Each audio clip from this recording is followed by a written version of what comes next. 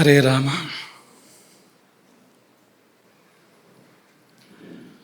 ಯತ್ರೈವ ಯತ್ರೈವ ಮನೋ ಮದೀಯಂ ತತ್ರೈವ ತತ್ರೈವ ತವ ಸ್ವರೂಪಂ. ಯತ್ರೈವ ಯತ್ರೈವ ಶಿರೋ ಮದೀಯಂ ತತ್ರೈವ ತತ್ರೈವ ಪದದ್ವಯಂ ತೇ.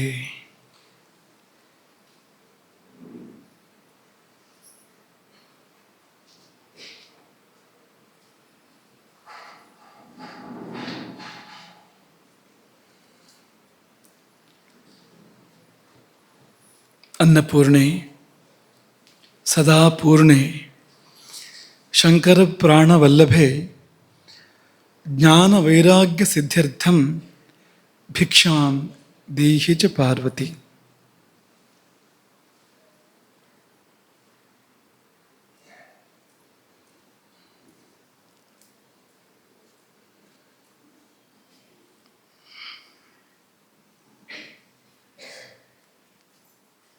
ನಿತ್ಯ ಪ್ರವಚನದ ಆರಂಭದಲ್ಲಿ ನಿನ್ನೆಯ ಪ್ರವಚನದ ನೆನಪನ್ನು ಸ್ವಲ್ಪ ಮಾಡ್ಕೊಳ್ತೇವೆ. ಆದರೆ ಇವತ್ತು ನಮಗೆ ನಿಶ್ಚಯ ಇದೆ, ನಿಮಗೆ ನಿನ್ನೆ ಪ್ರವಚನದಿಂದ ಒಂದು ಶಬ್ದ ಖಂಡಿತ ನೆನಪಿದೆ. ಯಾವುದು ಹೇಳಿ ನೋಡೋಣ? ಅದು ನೀವೇ ಹೇಳ್ಬಿಟ್ರಲ್ಲ.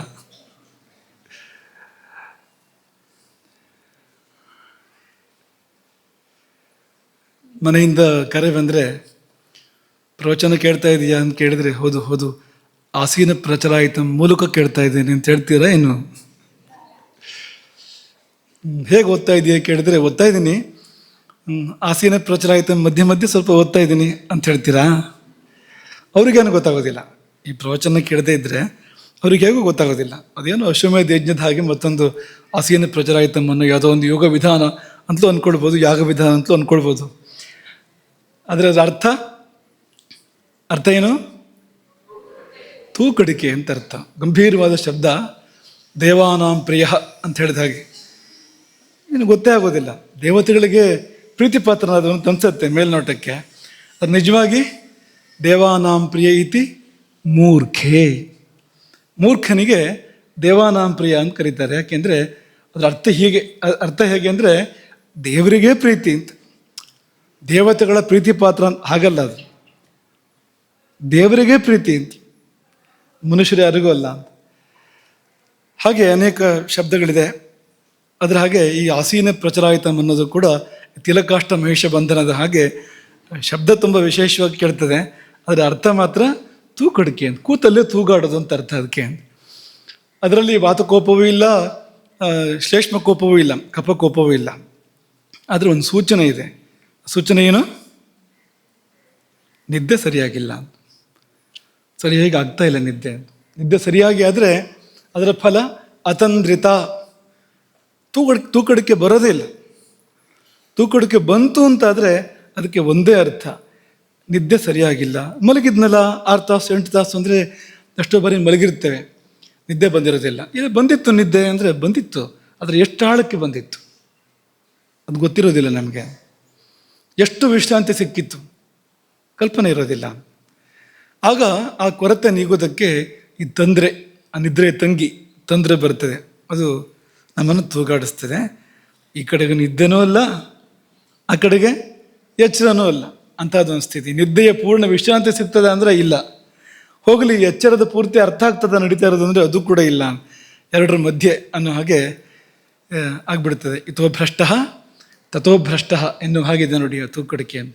ಹಾಗಾಗಿ ದೋಷವೂ ಇಲ್ಲ, ಗುಣವೂ ಇಲ್ಲ.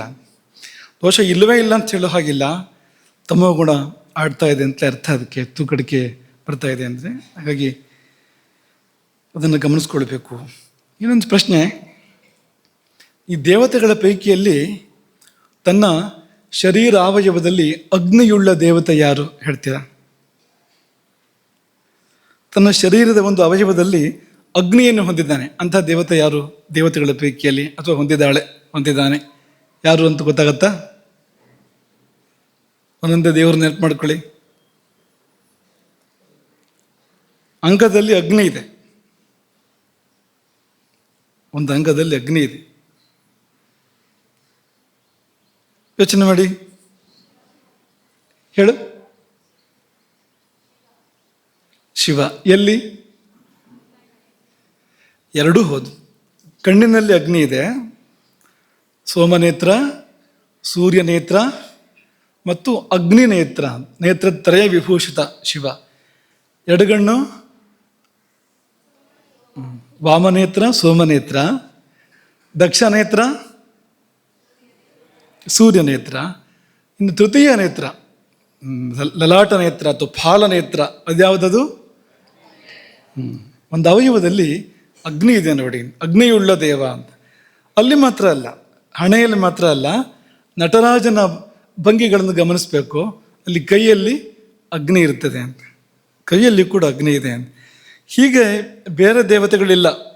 ಅಗ್ನಿಯನ್ನೇ ಹೊರತುಪಡಿಸಿದರೆ ಇಂದ್ರವರುಣ ಅಗ್ನಿ, ಅವನು ಸರ್ವಾಂಗ ಅಗ್ನಿ, ಅಗ್ನಿ ಹಿಡ್ಕೊಂಡಿರೋಕ್ಕೇನೂ ಇಲ್ಲ, ಪೂರ್ತಿ ಅಗ್ನಿ ಅವನು. ಮತ್ತು ಯಾವ ದೇವರಲ್ಲೂ ಕೂಡ ನಾವು ಇದನ್ನು ಕಾಣೋದಿಲ್ಲ. ಆದರೆ ಶಿವನಲ್ಲಿ ಕಾಣ್ತೇವೆ ಅನ್ನೋದನ್ನು ಸುಮ್ಮನೆ ನಿಮ್ಗೆ ನೆನಪು ಮಾಡಿದ್ವು. ಕಾಲಾಗ್ನಿ ರುದ್ರನಿಗೆ ಪೂರಕವಾಗಿ ಈ ಮಾತುಗಳನ್ನು ಹೇಳಿದ್ವು. ನಿನ್ನೆ ಆಧುನಿಕ ಸಂಶೋಧನೆಗಳ ಬಗ್ಗೆ ಹೇಳಿದ್ವು ಕೊನೆಯಲ್ಲಿ, ನಿಮಗೆ ನೆನಪಿದೆಯಾ ಅದೆಲ್ಲ? ಶಾಸ್ತ್ರ ಏನು ಹೇಳ್ತಾ ಇದೆಯೋ ಅದಕ್ಕೆ ಪೂರಕವಾಗಿ ಆಧುನಿಕ ಸಂಶೋಧನೆಗಳು ಕೂಡ ಇದ್ದಾವೆ. ನಿದ್ದೆ ಹೆಚ್ಚಾದರೆ ಏನಾಗುತ್ತೆ, ಕಡಿಮೆ ಆದರೆ ಏನಾಗುತ್ತೆ ನೆನಪಿದೆಯಾ? ಕಡಿಮೆ ಆದರೂ ಮರಣವೇ, ಹೆಚ್ಚಾದರೂ ಕೂಡ ಮರಣವೇ ಅಂತ ಆಧುನಿಕ ಸಂಶೋಧನೆಗಳು ಹೇಳ್ತವೆ. ಮರಣ ಸಾಧ್ಯತೆಗಳು ಹೆಚ್ಚಾಗ್ತವೆ. ನಿದ್ದೆ ಕಡಿಮೆ ಆದಾಗ ಒಂದು 14% ಜಾಸ್ತಿ ಆಗ್ತದೆ, ಸಾಯೋ ಸಾಧ್ಯತೆ ಪ್ರತಿಶತ 14ರಷ್ಟು ಜಾಸ್ತಿ ಆಗ್ತದೆ. ಹೆಚ್ಚಾದಾಗ 32, 34, ಪ್ರತಿಶತ 34ರಷ್ಟು ಜಾಸ್ತಿ ಆಗ್ತದೆ ಕಡಿಮೆ ಆದಾಗ, ಜಾಸ್ತಿ ಆದಾಗ ಅಂತ. ಹಾಗಾಗಿ ನೀವು ಜಾಸ್ತಿ ಮಾಡ್ತಿರೋ ಕಡಿಮೆ ಮಾಡ್ತಿರೋ ಸರಿಯಾಗಿ ಮಾಡ್ತಿರೋ ನೀವು ಆಲೋಚನೆ ಮಾಡ್ಕೋಬೇಕು ಅಂತ. ಇಲಿಗಳ ಮೇಲೆ ಪ್ರಯೋಗ ಮಾಡಿದಾಗ ನಿದ್ರಾಹೀನತೆಯನ್ನು ಪಾಪ ಅವು ಎಷ್ಟು ಕಾಲ ಬದುಕಿದ್ವು? 2 ವಾರಗಳಿಂದ 4 ವಾರಗಳ ಒಳಗಡೆ ಇಲಿಗಳ ಮರಣ ಸಂಭವಿಸ್ತು. ಅಂದರೆ ಮರಣಕ್ಕೂ ನಿದ್ರೆಗೂ ಸಂಬಂಧ ಇದೆ. ನಾಯಿಗಳಿಗೆ ನಿದ್ರೆ ಕಡಿಮೆ ಅಂತ ಲೆಕ್ಕ. ಆದರೆ ಆ ಬರೋ ನಿದ್ರೆನೂ ಮಾಡಕ್ಕೆ ಬಿಡದೇ ಇದ್ದಾಗ ಅವು 9 ದಿನಗಳಿಂದ 17 ದಿನಗಳ ಒಳಗಡೆಗೆ ಮರಣ ಹೊಂದಿದ್ವು, ಎಲ್ಲ ನಾಯಿಗಳು ಕೂಡ. ಯಾವ್ಯಾವ ನಾಯಿಗಳ ಮೇಲೆ ಪ್ರಯೋಗ ಮಾಡಲಾಯಿತು ಎಲ್ಲ ನಾಯಿಗಳು 9 ದಿನಗಳಿಂದ 17 ದಿನಗಳ ಮಧ್ಯದಲ್ಲಿ ಮರಣ ಹೊಂದಿದ್ವು. ಅಂದರೆ ಇದರಿಂದ ಅರ್ಥ ಮಾಡ್ಕೊಳ್ಬೇಕಾಗಿದ್ದು, ನಿದ್ದೆಗೂ ಆಯುಸ್ಸಿಗೂ ಸಂಬಂಧ ಇದೆ. ಸರಿಯಾಗದೇ ಇದ್ದರೆ ನಿದ್ದೆಗೂ ಮರಣಕ್ಕೂ ಸಂಬಂಧ ಇದೆ. ಆಚಾರ್ಯರು ಹೇಳ್ತಾರಲ್ವಾ, ಸುಖಾಯುಷಿ ಪರಾಕುರ್ಯಾತ್. ಅಕಾಲದಲ್ಲಿ ಅಥವಾ ಅತಿ ಪ್ರಸಂಗ ಹೀಗೆಲ್ಲ ಮಾಡಿದರೆ ನಿದ್ದೆಯನ್ನು ಸುಖ ಮತ್ತು ಆಯುಸ್ಸು ಎರಡೂ ಹಾನಿ. ಬದುಕಿದ್ದಲ್ಲಿ ಸುಖ ಮತ್ತು ಬದುಕನ್ನೇ ನಾಶ ಮಾಡ್ತದೆ ಅದು. ಇನ್ನೊಂದು ಪರಿಷ್ಕಾರ ಇದೆ. ನಿನ್ನೆ ಒಂದು ವಿಷಯ ಸ್ವಲ್ಪ ಮುಟ್ಟಿಬಿಟ್ಟು ಅರೆಬರೆ ಹೇಳಿಬಿಟ್ಟು ಅದನ್ನು ಇವತ್ತು ತಗೊಳ್ತಾ ಇದ್ದೇವೆ. ಹೃದಯ ಕಮಲಕ್ಕೆ 3 ಸ್ಥಿತಿಗಳಿದೆ. ಹೃದಯ ಕಮಲ ಮೊಗ್ಗಾಗಿರ್ತದೆ, ಅದು ಅರಳು ಇರ್ತದೆ ಮತ್ತು ಅರೆಬಿರಿದು ಇರ್ತದೆ ಅಂತ. ಈ 3 ಸ್ಥಿತಿಗಳು: ಮೊಗ್ಗು, ಅರಳಿದ ವಿಕಸಿತ ಸ್ಥಿತಿ, ಮುಕುಲ ಸ್ಥಿತಿ, ವಿಕಸಿತ ಸ್ಥಿತಿ ಮತ್ತು ಇನ್ನೊಂದು ಅರೆಬಿರಿದ ಸ್ಥಿತಿ. 3 ಸ್ಥಿತಿಗಳು. ಕೆಲವೊಮ್ಮೆ ಹೃದಯ ಕಮಲ ಊರ್ಧ್ವಮುಖ, ಕೆಲವೊಮ್ಮೆ ಅಧೋಮುಖ, ಕೆಲವೊಮ್ಮೆ ತಿರ್ಯಂಗ್ಮುಖ, ಅಡ್ಡಡ್ಡಲಾಗಿರ್ಲಿಕ್ಕೆ ಸಾಧ್ಯತೆ ಇದೆ ಅದು ಅಂತ. ಎಲ್ಲಿದೆ ಈ ಹೃದಯ ಕಮಲ ಅಂದರೆ ಎದೆಗುಂಡಿಗೆಯ ಹಿಂಭಾಗದಲ್ಲಿ, ಬೆನ್ನುಮೂಳೆಯ ಮಧ್ಯದಲ್ಲಿ, ಎದೆಗುಂಡಿಗೆ ಹಿಂಭಾಗದಲ್ಲಿ. ಅಲ್ಲಿ ನಾವು ಅನಾಹತ ಚಕ್ರ ಅಂತ ಹೇಳ್ತೇವೆ, ಅನಾಹತ ಪದ್ಮ ಅಂತ ಹೇಳ್ತೇವೆ, ಅದೇ ಅದು. ಅಲ್ಲಿ ಹೃದಯ ಕಮಲ ತೇಜೋಮಯವಾಗಿರುವಂಥದ್ದು. ಯೋಗಿ ವೇದ್ಯ, ಉಪಕರಣಗಳಿಗೆ ಸಿಗುವಂಥದ್ದಲ್ಲ, ಧ್ಯಾನದ ಅಂತಃಕರಣಕ್ಕೆ ಸಿಗುವಂಥದ್ದು. ಅಂಥ ಹೃದಯ ಕಮಲವನ್ನು ಯೋಗಿಗಳು ವರ್ಣನೆ ಮಾಡ್ತಾರೆ. ಅದರ ವಿಷಯ ಇದು ಹೇಳ್ತಾ ಇರುವಂಥದ್ದು. ಮತ್ತು ಈ ಹಾರ್ಟ್ ಅನ್ನೋ ಹೃದಯ ಇದೆಯಲ್ಲ, ಇದು ಮೇಲೆ ಕೆಳಗೆ ಎಲ್ಲ ಆದರೆ ಕೇಳಿ ಅವ್ರನ್ನೇ ಏನೇನಾಗ್ಬೋದು ಅಂತ ಕೇಳಿ. ಇರೋ ಜಾಗದಿಂದ ಚೂರು ಅಲ್ಲಾಡಿದ್ರೆ ಸಾಕು, ಅದು ಏನು ಬೇಕಾದರೂ ಆಗ್ಬೋದು ಅಂತ. ಹಾಗೆ ಏನಿದು ಅಂತ ಕೇಳಿದ್ರೆ, ನಿದ್ದೆ ಬಂದಾಗ ತಮೋಗುಣ ಆ ಸಮಯದಲ್ಲಿ ಕೆಲಸ ಮಾಡುವಂಥದ್ದು.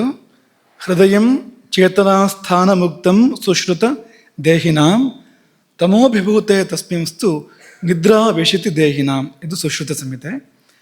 ಹೃದಯಂ ಚೇತನಾಸ್ಥಾನ ಮುಕ್ತಂ, ಹೃದಯವೇ ಚೇತನಾ ಸ್ಥಾನ, ಚೈತನ್ಯದ ಜೀವ ಚೈತನ್ಯದ ಸ್ಥಾನ ಅದು ಹೃದಯ ಎನ್ನುವಂಥದ್ದು. ಚೇತನಾ ಸ್ಥಾನ ಮುಕ್ತಂ ಸುಶ್ರುತ ದೇಹಿನಾಂ ತಮೋಭಿಭೂತೆ ತಸ್ಮಿಂಸ್ತು. ಆ ಹೃದಯವನ್ನು ತಮಸ್ಸು ಮುಸುಕಿದಾಗ, ತಮೋ ಗುಣ ಮುಸುಕಿದಾಗ ನಿದ್ರಾ ವೇಷತಿ ದೇಹಿನಾಂ, ಜೀವಿಗಳಿಗೆ ನಿದ್ದೆ ಅಂತ ಬರ್ತದೆ. ನಿದ್ದೆ ಬರುವಾಗ ಹೃದಯವನ್ನು ತಮೋಗುಣ ಮುಸುಕಬೇಕು. ಹಾಗೆ ಮುಸುಕಿದಾಗ ಏನಾಗ್ತದೆ ಅಂದರೆ ಸ್ವಪತಶ್ಚ ನಿಮೀಲತಿ, ಹೃದಯ ಮೊಗ್ಗಾಗ್ತದೆ ಆ ಸಮಯದಲ್ಲಿ. ಸ್ವಪತಶ್ಚ ನಿಮೀಲತಿ ಪುಂಡರೀಕೇಣ ಸದೃಶಂ ಹೃದಯಂ ಸ್ಯಾತ್ ಅಧೋಮುಖಂ. ಇದು ಸುಶ್ರುತ ಸಂಹಿತೆಯೇ. ದಲ್ಲಣಾಚಾರ್ಯರ ನಿಬಂಧ ಸಂಗ್ರಹ ವ್ಯಾಖ್ಯಾನ ಹೇಳುವಂಥದ್ದು ಕಮಲ ಮುಕುಲಾಕಾರಂ ಹೃದಯಂ ಅಧೋಮುಖಂ. ಹೃದಯಂ ಕಮಲ ಮುಕುಲಾಕಾರಂ, ಕಮಲದ ಮೊಗ್ಗಿನಂತಿದೆ, ಅಧೋಮುಖಂ.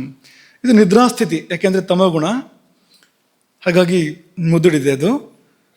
ನಮ್ಮ ಕಣ್ಣು ಹಾಗೆ ಆಗುತ್ತಲ್ಲ, ನೇತ್ರ ಕಮಲ ಅದು ಹೀಗಾಗುತ್ತಲ್ವಾ, ಮುದುರಿಕೊಳ್ಳುತ್ತೆ ನಿದ್ದೆ ಬಂದಾಗ, ಹಾಗೆ ಅಲ್ಲೂ ಕೂಡ ಆಗತ್ತೆ. ಅಧೋಮುಖ ತಮೋಗುಣ ಮೊಗ್ಗಿನ ಆಕಾರ. ಜಾಗೃತ ಸ್ಥಿತಿಯಲ್ಲಿದ್ದಾಗ, ನಾವು ಎಚ್ಚರದಲ್ಲಿದ್ದಾಗ ರಜೋಗುಣ ಕೆಲಸ ಮಾಡ್ತಾ ಇರುವಂಥದ್ದು. ಹಾಗಾಗಿ ನಾವು ಚಟುವಟಿಕೆಗಳನ್ನ ಮಾಡ್ತಾ ಇರ್ತೇವೆ, ಮನಸ್ಸಲ್ಲೂ ಚಟುವಟಿಕೆ, ಮೈಯಲ್ಲೂ ಚಟುವಟಿಕೆ ತುಂಬ ಇರುತ್ತೆ, ರಜೋಗುಣ. ಆಗ ಈ ಹೃದಯ ಕಮಲಕ್ಕೆ ಅರೆ ಬಿರಿದ ಸ್ಥಿತಿ ಇರ್ತದೆ. ಪೂರ್ತಿ ಅರಳಿಯೂ ಇಲ್ಲ, ಪೂರ್ತಿ ಮೊಗ್ಗು ಅಲ್ಲ, ಒಂದು ಸ್ವಲ್ಪ ಬಿರಿದ ಸ್ಥಿತಿ ಇರ್ತದೆ. ಮತ್ತು ಅಡ್ಡಡ್ಡಲಾಗಿ ಆ ಕಮಲದ ಮೊಗ್ಗು ಒಂದು ಸ್ವಲ್ಪ ತಿರ್ಯಂಗುಖವಾಗಿ ಅಡ್ಡಡ್ಡಲಾಗಿ ಇರ್ತದೆ. ಯಾಕೆಂದರೆ ರಜೋಗುಣದ ಗತಿ ಹಾಗೆ ಅಡ್ಡಡ್ಡ, ರಜೋಗುಣದ ಗತಿ. ತಮೋಗುಣದ ಗತಿ ಅಧೋಮುಖ, ಅಧೋಗತಿ. ಊರ್ಧ್ವಂ ಗಚ್ಚಂತಿ ಸತ್ವಸ್ಥಾಃ ಮಧ್ಯೆ ತಿಷ್ಠಂತಿ ರಾಜಸಾಃ ಜಘನ್ಯ ಗುಣವೃತ್ತಿಸ್ಥಾಃ ಅಧೋಗಚ್ಚಂತಿ ತಾಮಸಾಃ. ತಾಮಸರು ಕೆಳಮುಖವಾಗಿ ಸಾಗ್ತಾರೆ, ಅಧೋಗತಿ ಅವರಿಗೆ. ಹಾಗಾಗಿ ಕಮಲ ಅಧೋಮುಖ ಆ ಸಮಯದಲ್ಲಿ. ರಜಸ್ಸು ತಿರ್ಯಂಗುಖ, ಅಡ್ಡಡ್ಡ ಸಂಚಾರ ಮಾಡುವಂಥದ್ದು ಅದು. ಹಾಗಾಗಿ ಕಮಲ ಅಡ್ಡಡ್ಡಲಾಗಿರುವಂಥದ್ದು ಆ ಸಮಯದಲ್ಲಿ, ಮತ್ತು ಅರೆಬಿರುದು ಇರುವಂಥದ್ದು. ಇನ್ನು ತುರಿಯ ಸ್ಥಿತಿ ಏರ್ಪಟ್ಟರೆ ರೇ, ಯಾಕೆಂದರೆ ಅದು ಅಪರೂಪದಲ್ಲಿ ಯಾರೋ ಕೆಲವರಿಗೆ ಆಗ್ತಾ ಇದೆ, ಅದು ಇವತ್ತು ತುಂಬ ಅಪರೂಪದಲ್ಲಿ ಆಗ್ತಾ ಇದೆ, ಆಗಬೇಕಿತ್ತು ಎಲ್ಲರಿಗೂ ಕೂಡ. ಅದೇನಾದ್ರು ಏರ್ಪಟ್ಟರೆ ತುರಿಯ ಸ್ಥಿತಿ, ಆಗ ಆ ಕಮಲ ಊರ್ಧ್ವಮುಖ ಆಗತ್ತೆ. ಅಧೋಮುಖವಾದ ಕಮಲ ಊರ್ಧ್ವಮುಖ ಆಗತ್ತೆ. ಯಾಕೆಂದರೆ ಊರ್ಧ್ವಂ ಗಚ್ಚಂತಿ ಸತ್ವಸ್ಥಾಹ, ಸತ್ವಗುಣ ಕೆಲಸ ಮಾಡ್ತಾ ಇದೆ ಅಂದರೆ ಅದು ತನ್ನ ನಡೆಯನ್ನು ತೋರಿಸುತ್ತೆ. ಸತ್ವಗುಣ ಕೆಲಸ ಮಾಡುವಾಗ ಊರ್ಧ್ವಮುಖತೆ ಬರಲೇಬೇಕು ಅಂತ. ಮನುಷ್ಯನೇ ಊರ್ಧ್ವಮುಖ ಆಗ್ತಾನೆ, ಮುಖನೇ ಹೀಗಾಗ್ಬೋದು. ಅನೇಕರು ಧ್ಯಾನ ಮಾಡುವಾಗ ಧ್ಯಾನ ಸ್ಥಿತಿ ಏರ್ಪಟ್ಟರೆ ಮುಖವೇ ಮೇಲಾಗೋದುಂಟು ಅಂತ. ಯಾಕೆಂದರೆ ಸತ್ವಗುಣ ಕೆಲಸ ಮಾಡ್ತಾ ಇದೆ, ಅದು ಎಲ್ಲೆಲ್ಲೂ ತನ್ನ ಪ್ರಭಾವವನ್ನು ತೋರಿಸ್ಬೋದು, ಮೈಯಲ್ಲೂ ತೋರಿಸ್ಬೋದು, ಮನಸ್ಸಲ್ಲಂತೂ ತೋರಿಸುತ್ತೆ ಅದು. ಹಾಗಾಗಿ ಆ ಸಮಯದಲ್ಲಿ ಮೇಲ್ಮುಖವಾಗಿ ಕಮಲ ಅರಳಿ, ಪೂರ್ತಿಯಾಗಿ ಅರಳಿ ಶೋಭಿಸುತ್ತೆ. 3 ಸ್ಥಿತಿಗಳು: ತಮೋಗುಣದ ಸ್ಥಿತಿ ಒಂದು, ರಜೋಗುಣದ ಸ್ಥಿತಿ ಒಂದು, ಸತ್ವಗುಣದ ಸ್ಥಿತಿ ಒಂದು. ತಮೋಗುಣ ನಿದ್ರೆ, ರಜೋಗುಣ ಎಚ್ಚರ, ಸತ್ವಗುಣ ಧ್ಯಾನ ಅಥವಾ ತುರಿಯ ಅಂತ. ಹೀಗೆ 3 ಸ್ಥಿತಿಗಳ ಬಗ್ಗೆ ಆರ್ಯ ಸಂಸ್ಕೃತಿಯಲ್ಲಿ ಪ್ರಕಟವಾದ ಒಂದು ಲೇಖನ, ಶ್ರೀ ಶಂಕರನಾರಾಯಣ ಜೋಯಿಸರ ಲೇಖನ ನಿದ್ರೆ ವರವೋ ಅಭಿಶಾಪವೋ ಎಂಬ ಲೇಖನದಲ್ಲಿ ಈ ಎಲ್ಲ ಸಂಗತಿಗಳಿದೆ. ಅದರಲ್ಲಿ 2 ಅಂಶವನ್ನು ಸುಶ್ರುತ ಸಂಹಿತೆ ಉಲ್ಲೇಖ ಮಾಡುತ್ತೆ. ಜಾಗ್ರತಸ್ತದ್ ವಿಕಸತಿ ಸ್ವಪತಶ್ಚ ನಿಮೀಲತಿ. ಈ 3 ಹೇಳಿದ್ವಲ್ಲ ನಾವು, 2 ಅಂಶ ಸುಶ್ರುತ ಸಂಹಿತೆಯ ಮಾತಲ್ಲಿದೆ. ಎಚ್ಚರ ಇದ್ದಾಗ ವಿಕಸತಿ ಅಂತ, ಸ್ವಲ್ಪ ವಿಕಾಸ ಆಗುತ್ತೆ ಅಂತ, ಪೂರ್ತಿ ವಿಕಾಸ ಆಗುತ್ತೆ ಅಂತಲ್ಲ. ಜಾಗ್ರತಸ್ತದ್ ವಿಕಸತಿ ಸ್ವಪತಶ್ಚ ನಿಮೀಲತಿ, 2 ಅಂಶ ಇಲ್ಲಿದೆ. 3ನೇ ಅಂಶ ಅದು ಯಾವಾಗ ಮೇಲ್ಮುಖಾಗಿ ಪೂರ್ತಿ ಅರಳುವಂಥದ್ದು ಅನ್ನೋದು ಯೋಗಶಾಸ್ತ್ರದಲ್ಲಿ ಮತ್ತು ತಂತ್ರಶಾಸ್ತ್ರದಲ್ಲಿ ವಿಪುಲವಾಗಿ ಇದೆ, ಚೂರುಪಾರು ಅಲ್ಲ. ಇನ್ನು ದೇವ್ರ ಪೂಜೆ ಬಗ್ಗೆ ಹೇಳಿದ್ವಲ್ಲ ನಿನ್ನೆ ನಾವು ನಿಮಗೆ, ದೇವ್ರ ಪೂಜೆ ಅನ್ನೋದು ತಂತ್ರಶಾಸ್ತ್ರಕ್ಕೆ ಸೇರಿರುವಂಥದ್ದು. ಹಾಗಾಗಿ ಅಧೋಮುಖಂಚ ಹೃತ್ಪದ್ಮಂ ಪ್ರಣವೇನ, ಪ್ರಣವದಿಂದ ಮೇಲ್ಮುಖವಾಗಿ ಮಾಡ್ಕೋದನ್ನು, ಆಮೇಲೆ ಪೂಜೆ ಮಾಡಿದ್ರೆ ಪೂಜೆ ಅಂತ ಆಗೋದು, ಇಲ್ದಿದ್ರೆ ಪೂಜೆಯ ಒಂದು ಅಭ್ಯಾಸ, ಅಣಕ್ಕ ಮಾತ್ರ ಹೊರತು ನಿಜವಾದ ಪೂಜೆ ಅಲ್ಲ. ಅದು ಕೇವಲ ಬಾಹ್ಯಾಚಾರ ಹೊರತು ಜೀವ ಇಲ್ಲ ಅದಕ್ಕೆ ಅಂತ ಆಗ್ತದೆ ಅಂತ. ಅಲ್ಲೇ ಜೋಯಿಸರು, ನಮ್ಮ ಉಪಾಧ್ಯಾಯರವರು, ಅವರು ಒಂದು ಮಾತನ್ನು ಹೇಳಿದ್ದಾರೆ. ಏನು ಹೇಳಿದ್ದಾರೆ ಅಂದರೆ, ಯೋಗ ನಿದ್ರೆಗೆ ಈ ಜಾಗೃತ ಜೀವನವು ಕಾಲು ಹಾದಿಯಾದರೆ, ಅಂದರೆ ಸಮಾಧಿ ಸ್ಥಿತಿಗೆ ಆತ್ಮ ಸಾಕ್ಷಾತ್ಕಾರಕ್ಕೆ ಜಾಗೃತ ಜೀವನ ಅನ್ನೋದು ಕಾಲು ಹಾದಿ. ಹಾಗಾದರೆ ಈ ನಿದ್ರೆ ಹೆದ್ದಾರಿ ಅಂತ ಹೇಳಿದರು. ಯಾವುದಕ್ಕೆ? ಪರಮಾತ್ಮ ದರ್ಶನಕ್ಕೆ ಅಥವಾ ಯೋಗ ನಿದ್ರೆಗೆ ಅಥವಾ ಸಮಾಧಿಗೆ ನಿದ್ದೆ ಎನ್ನುವುದು ಹೆದ್ದಾರಿ ಎನ್ನುವಾಗ ನೀವು ಅರ್ಥ ಮಾಡ್ಕೊಳ್ಬೇಕು. ನಿದ್ದೆ ಮಹತ್ವ ಏನು? ಸುಮ್ಮನೆ ಬಿದ್ದು ಹೊರಗೋದಲ್ಲ. ನೀವು ಸಕ್ರಮವಾಗಿ ಅದನ್ನು ಮಾಡಿದರೆ ಆ ನಿದ್ರೆಯೇ ನಮ್ಮನ್ನು ಸಮಾಧಿಗೆ ಕರ್ಕೊಂಡು ಹೋಗ್ಬೋದು. ನಿದ್ರೆಯೇ ಯೋಗ ನಿದ್ರೆಯಾಗಿ, ಜಾಡ್ಯ ನಿದ್ರೆಯೇ ಅಜಾಡ್ಯ ನಿದ್ರೆಯಾಗಿ ಪರಿಣಮಿಸಬಹುದು. ಶಂಕರಾಚಾರ್ಯರು ಉಲ್ಲೇಖ ಮಾಡ್ತಾರೆ ಅದನ್ನು ಅಜಾಡ್ಯ ನಿದ್ರಾ ಅಂತ. ಅದನ್ನು ತುಂಬ ಸುಂದರವಾಗಿ ತಮ್ಮ ಯೋಗ ತಾರಾವಳಿ ಅನ್ನೋ ಗ್ರಂಥದಲ್ಲಿ ಅವರು ತುಂಬ ಚಂದದಲ್ಲಿ ವಿವರಣೆ ಕೊಡ್ತಾರೆ. ಅಜಾಡ್ಯ ನಿದ್ರಾ ಅಂತ ಪ್ರಾದುರ್ಭವೇ ಕಾಚಿತ್ ಅಜಾಡ್ಯ ನಿದ್ರಾ ಅಂತ ಹೇಳ್ತಾರೆ ಅವರು. ಕಾಚಿತ್ ಅದು ಏನು ಹೇಗೆ ಅಂತ ಹೇಳೋಕ್ಕೆ ಸಾಧ್ಯ ಇಲ್ಲ, ಅವರ್ಣನೀಯ ಅಂತ, ಅನಿರ್ವಚನೀಯ ಅಂಥದ್ದೊಂದು ನಿದ್ದೆ ಪ್ರಾದುರ್ಭವೇ ಏರ್ಪಡುತ್ತದೆ. ಯಾವಾಗ ಅಂದರೆ ಅಂತರ್ಮುಖವಾದ ಅತಿಶಯವಾದ ವಿಮರ್ಶೆಯ ಮೂಲಕವಾಗಿ ಎಲ್ಲ ನಮ್ಮ ಹಳೆಯ ವಾಸನೆಗಳು, ಕರ್ಮ ವಾಸನೆಗಳು ಫಲಾಯಿತೇಶು ಓಡಿ ಹೋಗಿರಲು.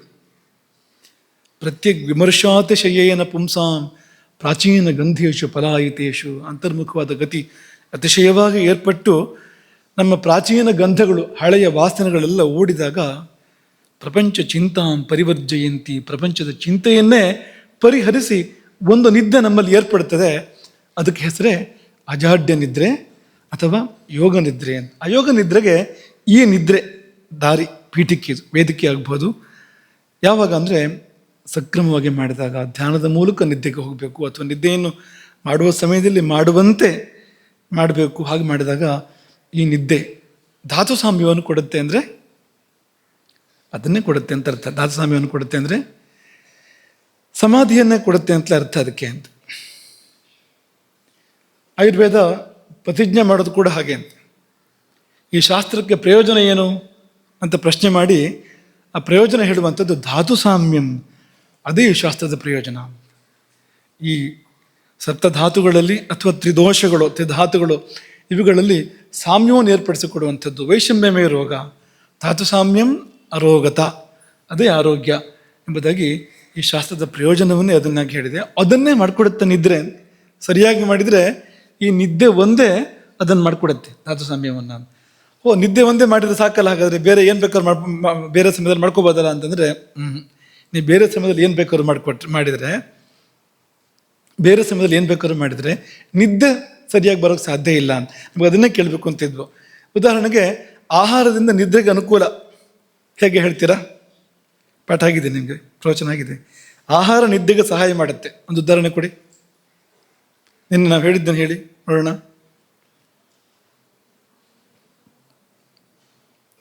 ಆಹಾರದಿಂದ ನಿದ್ದೆಗೆ ಸಹಾಯ ಆಗುವಂಥದ್ದು ಹೇಳು, ಜೋರಾಗಿ ಹೇಳಿ. ಹೇಳಿ, ಯಾರಾದರೂ ಒಬ್ರು ಹೇಳಿ.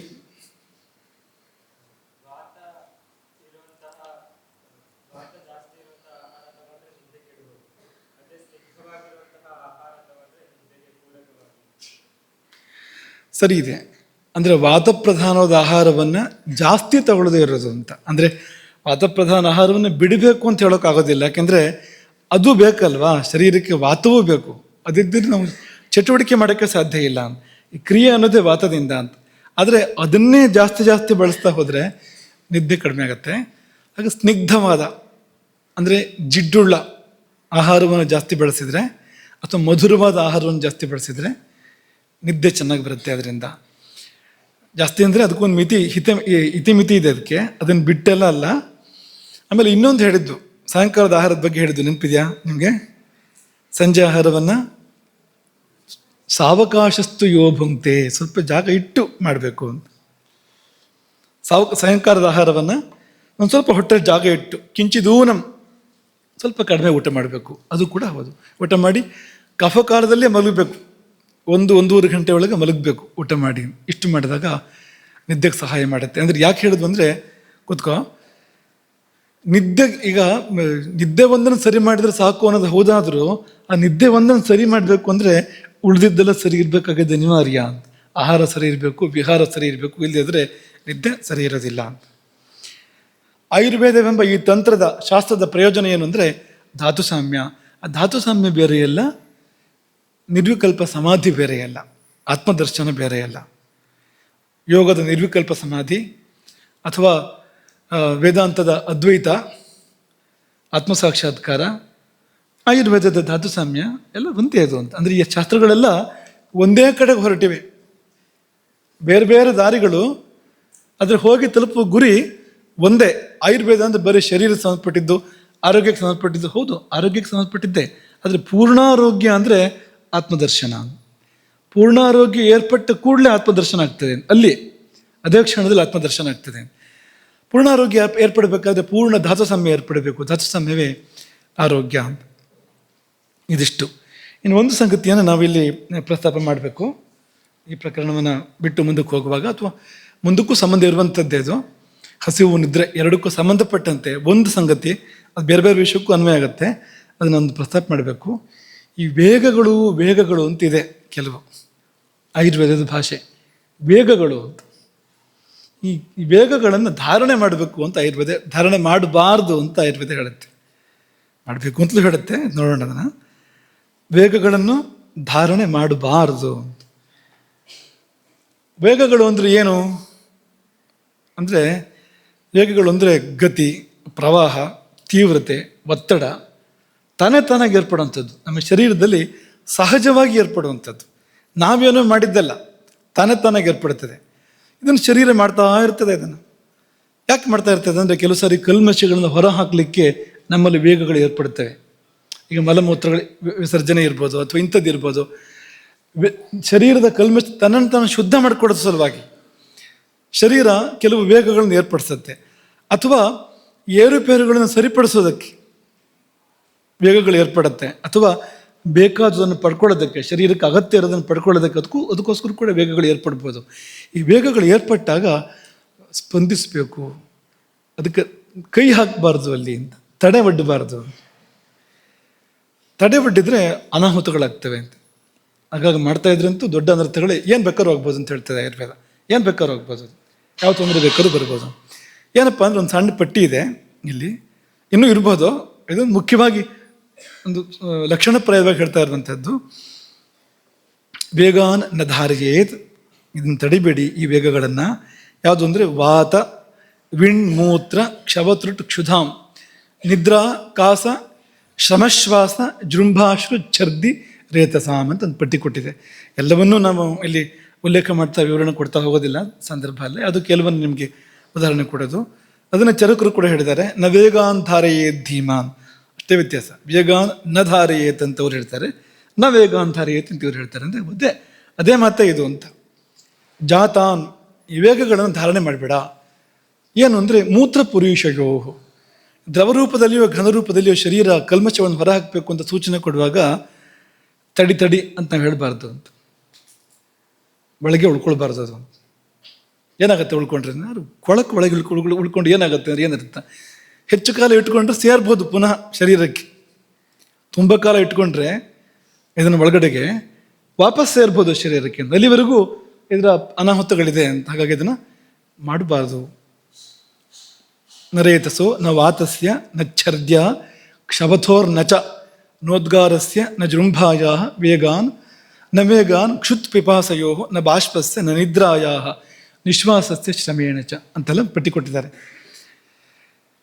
ಅದು ಎಲ್ಲವನ್ನೂ ಕೆಲವು ಈ ಸಭೆ ಹೇಳೋದಕ್ಕೂ ತುಂಬ ಅಷ್ಟು ಅನುಕೂಲ ಅಲ್ಲ. ನೀವು ಕೇವಲ ಪಾಠ ಅಂತ ಹೇಳ್ಬೋದು, ಅಂಥದ್ದು ಎಲ್ಲ ಇದೆ ಇದರಲ್ಲಿ. ಕೆಲವೊಂದು ಉದಾಹರಣೆ ತಗೊಳ್ತೀವಿ. ಉದಾಹರಣೆಗೆ ಈ ಸೀನು, ಅದೊಂದು ವೇಗ. ಕ್ಷವಥು ಅಂತ ಹೇಳ್ತಾರೆ ಅದಕ್ಕೆ ಸಂಸ್ಕೃತದಲ್ಲಿ. ಅದೊಂದು ವೇಗ. ಇದನ್ನು ತಡೆ ಹಿಡಿಬೋದು ಅಲ್ವಾ? ಬೇರೆಯವರು ತಡೆ ಹಿಡಿಸೋ ಸುಲಭ ಇದೆ. ಯಾರಿಗಾರು ಸೀನ್ ಬರ್ತಾ ಇದೆ ಅಂತ ಮುಖದಲ್ಲಿ ಗೊತ್ತಾಗುತ್ತೆ. ಅದು ಹೋಗಿ ನಗಾಡಿಸಿದ್ರೆ, ಇನ್ನೇನೋ ಒಂದು ಮಾಡಿದರೆ ಅದು ನಿಂತೋಗ್ಬೋದು ಆ ಸಮಯದಲ್ಲಿ. ಮಾಡಬಾರ್ದು ಇದನ್ನು ಅಂತ. ಈ ವೇಗದಲ್ಲೇ ಭಾಳ ಪ್ರಚಂಡ ವೇಗ. ಸೀನು ಅಂತಂದರೆ ಅದು ಅಸಾಧ್ಯ ವೇಗದಲ್ಲಿ ಆ ಪ್ರಕ್ರಿಯೆಗಳು ನಡೆಯುತ್ತೆ ಆ ಸಮಯದಲ್ಲಿ ಅಂತ. ತಡಿಬೇಡ ಅದನ್ನು. ಅಥವಾ ಈಗ ಕಾಸ, ಕೆಮ್ಮಿದೆ ಉದಾಹರಣೆಗೆ. ಕೆಮ್ಮದನ್ನು ಕಳಿಬೋದು. ಕೆಮ್ಮು ಬಂದಾಗ ಮನೋನಿಗ್ರಹ ಮಾಡ್ತೇನೆ ನಾನು, ನನಗೆ ಅಂತಷ್ಟು ನಿಯಂತ್ರಣ ಇದೆ ಅಂತ ಕೆಮ್ಮದೇ ಕಳಿಬೋದು. ಅದು ಸ್ವಲ್ಪ ಹೊತ್ತು ಬಿಟ್ಟು ದುಪ್ಪಟ್ಟಾಗಿ ಬರ್ಬೋದು, ಜಾಸ್ತಿ ಬರ್ಬೋದು. ಆಮೇಲೆ ಬರೋ ಅವಕಾಶ ಜಾಸ್ತಿ ಇರ್ತದೆ. ಸುಮ್ಮನೆ ಇರೋದಿಲ್ಲ ಕೆಮ್ಮೇನು. ಅದು ಪಾಪ ಕಫ ಹೊರಗೆ ಹಾಕೋಕೆ ಪ್ರಯತ್ನ ಮಾಡ್ತಾ ಇದೆ. ಶರೀರಕ್ಕೆ ಬೇಡ, ಅದು ತೊಂದರೆ. ಅದು ಹೊರಗೆ ಹಾಕಬೇಕು ಅಂತ ಪ್ರಯತ್ನ ಮಾಡ್ತಾ ಇದೆ. ಹೊರಗೆ ಹಾಕೋದು ಬಿಟ್ಟು ನಾವು ಅದನ್ನು ಕೆಮ್ಮದೆ ಕೂತ್ಕೊಳ್ಳೋದು, ಅಥವಾ ಕೆಲವರಂತೂ ಕೆಮ್ಮಿ ಮತ್ತೊಂದು ಒಳಗೆ ಕಳಿಸ್ತಾರೆ, ಅದನ್ನು ಕಫವನ್ನು ನುಂಗ್ಬಿಡ್ತಾರೆ. ಮತ್ತೆ ಪಾಪ ಅದು ಯಾತಕ್ಕೋಸ್ಕರ ಮಾಡಿದ್ದದು, ನಾವು ಸರಿ ವಿರುದ್ಧ ಪ್ರತಿಕ್ರಿಯೆ ನಮ್ಮದು ಅಂತ ನುಂಗ್ಬಿಡೋದು ಅಂತ, ಅದನ್ನು ಹೀಗೂ ಎಲ್ಲ ಆಗೋದುಂಟು ಅಂತ. ಜೃಂಭ ಆಕಳಿಕೆ ಅಲ್ವಾ, ಅದಂತೂ ಅದು ಇಂಥ ಸಮಯಕ್ಕೆ ವಿಶೇಷ. ಯಾವ್ದಾದ್ರು ಒಳ್ಳೆ ವಿಷಯ ನಡೀತಾ ಇದೆ ಅಂತ ಬಂತು ಅಂತ ಲೆಕ್ಕ ಅದು ಅಂತ. ಸಂದೇಶ ಏನಂದರೆ ನಿಲ್ಲಿಸಿ ಪ್ರವಚನ ನಿಲ್ಲಿಸಿ, ಪಾಠ ನಿಲ್ಲಿಸಿ ಅಂತ ಸಂದೇಶ. ಅದು ಎಷ್ಟೊತ್ತು ಕೊರಿತಾ ಇದ್ದೀರಿ ಅಂತ, ಅದ್ರ ಅರ್ಥ ಅದು ಅಂತ. ನಾವು ಬಾಯಿ ಬಿಟ್ಟು ಹೇಳ್ದೇ ಇದ್ರು ಅದು ಹೇಳ್ತಾ ಇದೆ, ಅದು ಆಕಳಿಕೆ ಹೇಳ್ತಾ ಇದೆ. ಏನಪ್ಪ ಸೂಚನೆ ಅಂದರೆ ನಿದ್ದೆ ಬರ್ತಾ ಇದೆ ಅಂತ, ಒಳ್ಳೆ ಜೋಗಳ ಹಾಡ್ದಂಗೆ ಆಗ್ತಾ ಇದೆ. ಈ ಆಕಳಿಕೆ ಸೂಚನೆ ಇದೆಯಾ, ಬರುವ ನಿದ್ದೆಯನ್ನು ಅದು ಸ್ವಲ್ಪ ಸುಧಾರಿಸ್ಕೊಳ್ಳೋಕೆ ಪ್ರಯತ್ನ ಮಾಡೋದು ಶರೀರ, ಆಕಳಿಕೆ ರೂಪದಲ್ಲಿ ಅವ್ರಿಗೆ ಹೊರಗೆ ಬರುತ್ತೆ ಅದು ಅಂತ. ಹಾಗಾಗಿ ನಾವು ಆಕಳಿಸ್ತಾ ಇರ್ತೇವೆ, ಜಾಂಬು ಅಂತ ಹೊರಗೆ ಬರ್ತಾ ಇರ್ತಾನೆ, ಆಕಳಿಸ್ತಂತೆ. ಬ್ರಹ್ಮದೇವರು ಆಕಳಿಸ್ದಾಗ ಆಗಾಯ್ತಂತೆ, ಜಾಂಬು ಅಂತ ಹೊರಗೆ ಬಂದಂತೆ ಆಕಳಿಕೆಯಿಂದ. ನಾವು ಆಕಳಿಸಿದ್ರೆ ಯಾವ ಅಂತ ಹೊರಗೆ ಬರ್ತಾನೋ ಗೊತ್ತಿಲ್ಲ, ಅದ್ರ ಬಲವಂತ ಅಂತೂ ಮಾಡಬೇಡಿ ಅಂತ. ಅಲ್ಲಿ ಕಣ್ಣೀರು ತೊಳಿತಾರೆ ಅನೇಕರು. ಬೇಂದ್ರೆಯವರ ಕವಿತೆ ಇದೆಯಲ್ಲ, ಅತ್ತಾರೆ ಅತ್ತು ಬಿಡು ಹೊನಲು ಬರಲಿ ನಕ್ಯಾಕ ಮರಸತಿ ದುಃಖ ಅಂತ ಹೇಳ್ತಾರೆ ಅವರು. ಅತ್ತಾರೆ ಹತ್ತು ಬಿಡು ಅಂತ, ಮನ್ಸಾರೆ ಹತ್ತು ಬಿಡು, ಹೋಗ್ಲಿ ಅದು ಅಂತ, ಹೊರಗಡೆಗೆ ಅದು ಅಂತ. ನಕ್ಯಾಕ ಮರಸತಿ ದುಃಖ ಅಂತ. ಹಾಗೆ ಕಣ್ಣೀರನ್ನು ಕೂಡ ತಡೆಯೋದುಂಟು ಅನೇಕರು. ಕಣ್ಣೀರು ಎರಡು ಕಾರಣಕ್ಕೆ ಬರ್ಬೋದು, ಒಂದು ದುಃಖದ ಕಣ್ಣೀರು, ಇನ್ನೊಂದು ಆನಂದದ ಕಣ್ಣೀರು.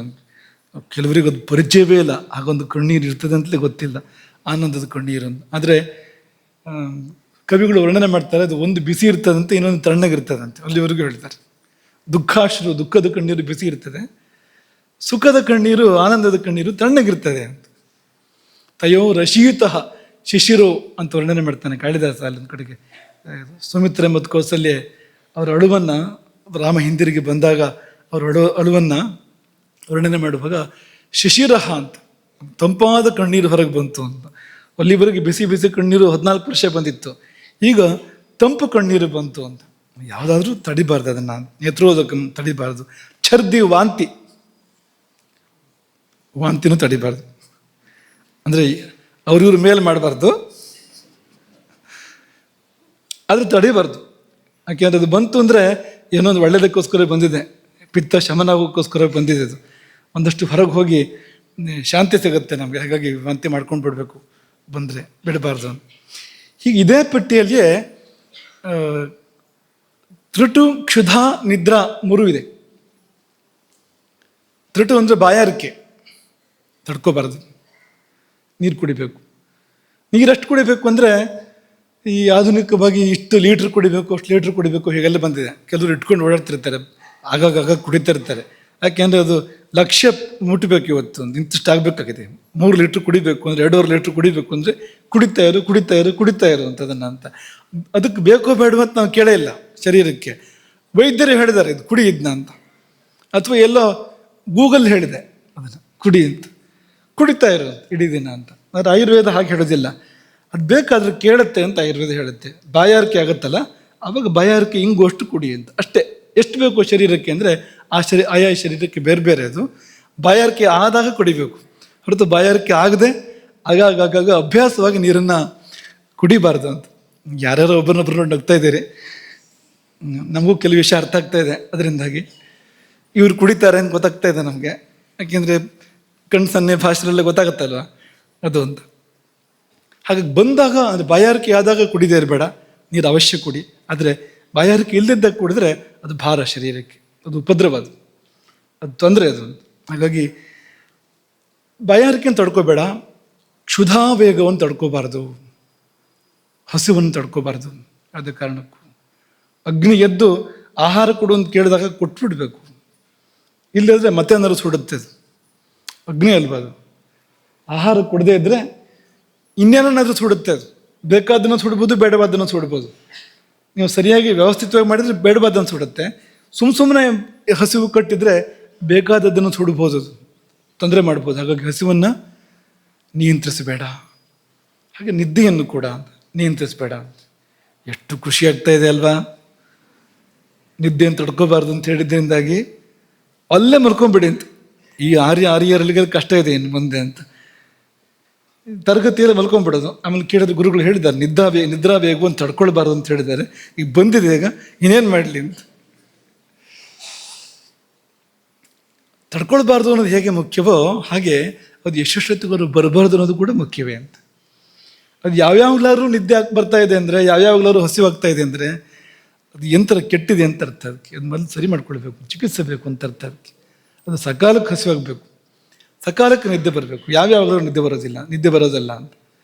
ದೇವ್ರ ಪೂಜೆಗೆ ಕೂತಾಗ ಅಥವಾ ಪ್ರವಚನದಲ್ಲಿ ಕೂತಾಗ, ಓದೋಕ್ಕೆ ಕೂತಾಗ ಎಲ್ಲ ಇದೇ ಬೇಕಾದ ಸಂದರ್ಭಕ್ಕೆ ಬರೋದು. ಅದು ಯಾವಾಗ ಬರಬಾರ್ದು ಆಗಲೇ ಬರೋದು. ಅದೆಲ್ಲ ವಿಘ್ನ. ಅದು ಹಾಗೆ ಬರಬಾರ್ದು. ನಿದ್ದೆಗೆ ಅಂತ ಹೇಳಿದ ಸಮಯ ಇದೆ, ಆಗ ಬರಬೇಕು. ಹಾಗೆ ಹಸಿವಿಗೆ ಅಂತ ಹೇಳಿದ ಸಮಯ ಇದೆ. ಹೇಳಿದ ಸಮಯ ಅಂದರೆ ಸಹಜ ಸಮಯ ಅಂತ, ಯಾರು ಹೇಳಿದ್ದಕ್ಕೋಸ್ಕರ ಹಸಿವಾಗೋದು ಅಂತ ಅರ್ಥ ಅಲ್ಲ. ಅದಕ್ಕೆ ಪ್ರಕೃತಿ ಸೂಚಿಸುವಂಥ ಸಮಯ ಇದೆ, ಆ ಸಮಯಕ್ಕೆ ಬರಬೇಕು. ಹಾಗೆ ಬಂದಿಲ್ಲ ಅಂದರೆ ಕೆಟ್ಟೋಗಿದೆ ವ್ಯವಸ್ಥೆ, ಸರಿ ಮಾಡ್ಕೊಳ್ಬೇಕು ಅಂತಲೇ ಅರ್ಥ ಅದಕ್ಕೆ ಅಂತ. ಹಾಗೆ ನಿದ್ರಾವೇಗ ಧಾರಣ ಮಾಡಿದರೆ ದುಷ್ಪರಿಣಾಮಗಳು ತುಂಬ ಹೇಳ್ತಾರೆ ಅದಕ್ಕೆ. ನಿದ್ರೆಯಿಂದ ಮೋಹ, ಮೂರ್ಧಾಗೌರವ, ಅಕ್ಷಿಗೌರವ, ಆಲಸ್ಯ, ಜೃಂಭಿಕಾ, ಅಂಗಮರ್ದ ಅಂತ ಹೇಗೆಲ್ಲ ಪಟ್ಟಿ ಕೊಟ್ಟಿದ್ದಾರೆ ಅಂತ. ಏನೇನೋ ಆಗುತ್ತೆ ಅಂತ ಅದಕ್ಕೆಲ್ಲ ಪರಿಹಾರನೂ ಹೇಳಿದ್ದಾರೆ, ಹೀಗೆ ಮಾಡಿ ಅಂತ. ಅದು ಚಿಕಿತ್ಸೆ ವಿಷಯ ಆಯಿತು ಮುಂದೆ. ಅದು ಅಂತ ಇಷ್ಟು ತಿಳ್ಕೊಳ್ಬೋದು. ಅನೇಕ ಅನರ್ಥಗಳು ಏರ್ಪಡ್ತವೆ. ಯಾವಾಗ ಅಂದರೆ ಈ ವೇಗಗಳನ್ನು ತಡೆದಾಗ ಮಾತ್ರ ಅಲ್ಲ, ವೇಗಗಳನ್ನು ಉದೀರ್ಣ ಮಾಡೋದು ಕೂಡ ದೋಷ. ವೇಗ ಧಾರಣ ಮತ್ತು ವೇಗೋದೀರ್ಣ. ಉದೀರ್ಣ ಅಂದ್ರೇನು? ಅದು ಬರ್ತಾ ಇಲ್ಲ, ನಾವು ಬರ್ಸೋದು ಅದನ್ನ ಅಂತ. ಈಗ ಸೀನ್ ಬರ್ತಾ ಇಲ್ಲ, ಅದಕ್ಕೊಂದು ಸಣ್ಣ ಕಡ್ಡಿನ ತೆಗೆದು ಮೂಗೊಳಗೆ ಹಿಂಗಂದರೆ ಬರ್ತದೆ. ಗೊತ್ತಲ್ವಾ? ಗೊತ್ತಿದಲ್ಲ ನಿಮ್ಗೆ? ಅದು ಯಾರ್ಯಾರು ಮಾಡ್ತಿದ್ದಾರೋ ಗೊತ್ತಿಲ್ಲ. ಸಣ್ಣದಂಥದ್ದು ಏನಾದ್ರು ಒಂದು ತೊಗೊಂಡು ಅಥವಾ ಯಾರು ಮಲ್ಕೊಂಡಿದ್ರೆ ಮೂಗೊಳಗೆ ಹೀಗೆ ಕಾಡ್ಸೋದು, ನಿದ್ದೆ ಮಾಡ್ತಾ ಇದ್ರೆ. ಅದು ಎರಡು ದೋಷ ಒಟ್ಟಿಗೆ. ಒಂದು ನಿದ್ರಾಭಂಗ, ಇನ್ನೊಂದು ಅದು ಬರದೇ ಇದ್ದದನ್ನು ಬರ್ಸೋದು, ಕೃತ್ರಿಮವಾಗಿ ಬರ್ಸೋವಂಥದ್ದು. ಕೃತ್ರಿಮವಾಗಿ ಇದು ಯಾವುದನ್ನು ಕೂಡ ಮಾಡಬಾರ್ದು. ದೇಹ ತಾನಾಗಿ ಮಾಡ್ಕೊಳ್ಬೇಕು ಹೊರತು ನಾವಾಗಿ ಇದು ಯಾವುದನ್ನು ಮಾಡಲಿಕ್ಕಿಲ್ಲ. ಅಥವಾ ಈ ಕೆಮ್ಮೋದು, ಉದಾಹರಣೆಗೆ ಯಾರದ್ದೋ ಗಮನ ಸೆಳೀಬೇಕು ಅಂತ ಹೋಗಿ ಕೆಮ್ಮೋದವ್ರ ಹತ್ರ ಹೋಗಿ, ಇದಂತೂ ಪ್ರಸಿದ್ಧ ಅಲ್ವಾ? ನಾನು ಬಂದಿದ್ದೇನೆ ಗೊತ್ತಾಗೋದಕ್ಕೋಸ್ಕರ ಕೆಮ್ಮೋದು ಅಂತ. ಹಾಗೆಲ್ಲ ಇಲ್ಲ. ಕೆಮ್ಮು ಒಂದು ನಿರ್ದಿಷ್ಟ ಉದ್ದೇಶಕ್ಕೋಸ್ಕರವಾಗಿದೆ. ಅದು ಅದಕ್ಕೋಸ್ಕರವೇ ಬಳಸಬೇಕು ಹೊರತು ಸುಮ್ಮನೆ ಹೋಗಿ ಕೆಮ್ಮಿಗೆ ಗಮನ ಸೆಳೆಯೋದಲ್ಲ ಅಂತ. ಕರೀರಿ, ಯಾರು ಬೇಡ ಅಂತವ್ರು, ಕೆಮ್ಮೋದಾಕಿ. ಹಾಗೆ ಕೃತ್ರಿಮವಾಗಿಂದೆಲ್ಲ ಮಾಡಬಾರದು ಅಂತ.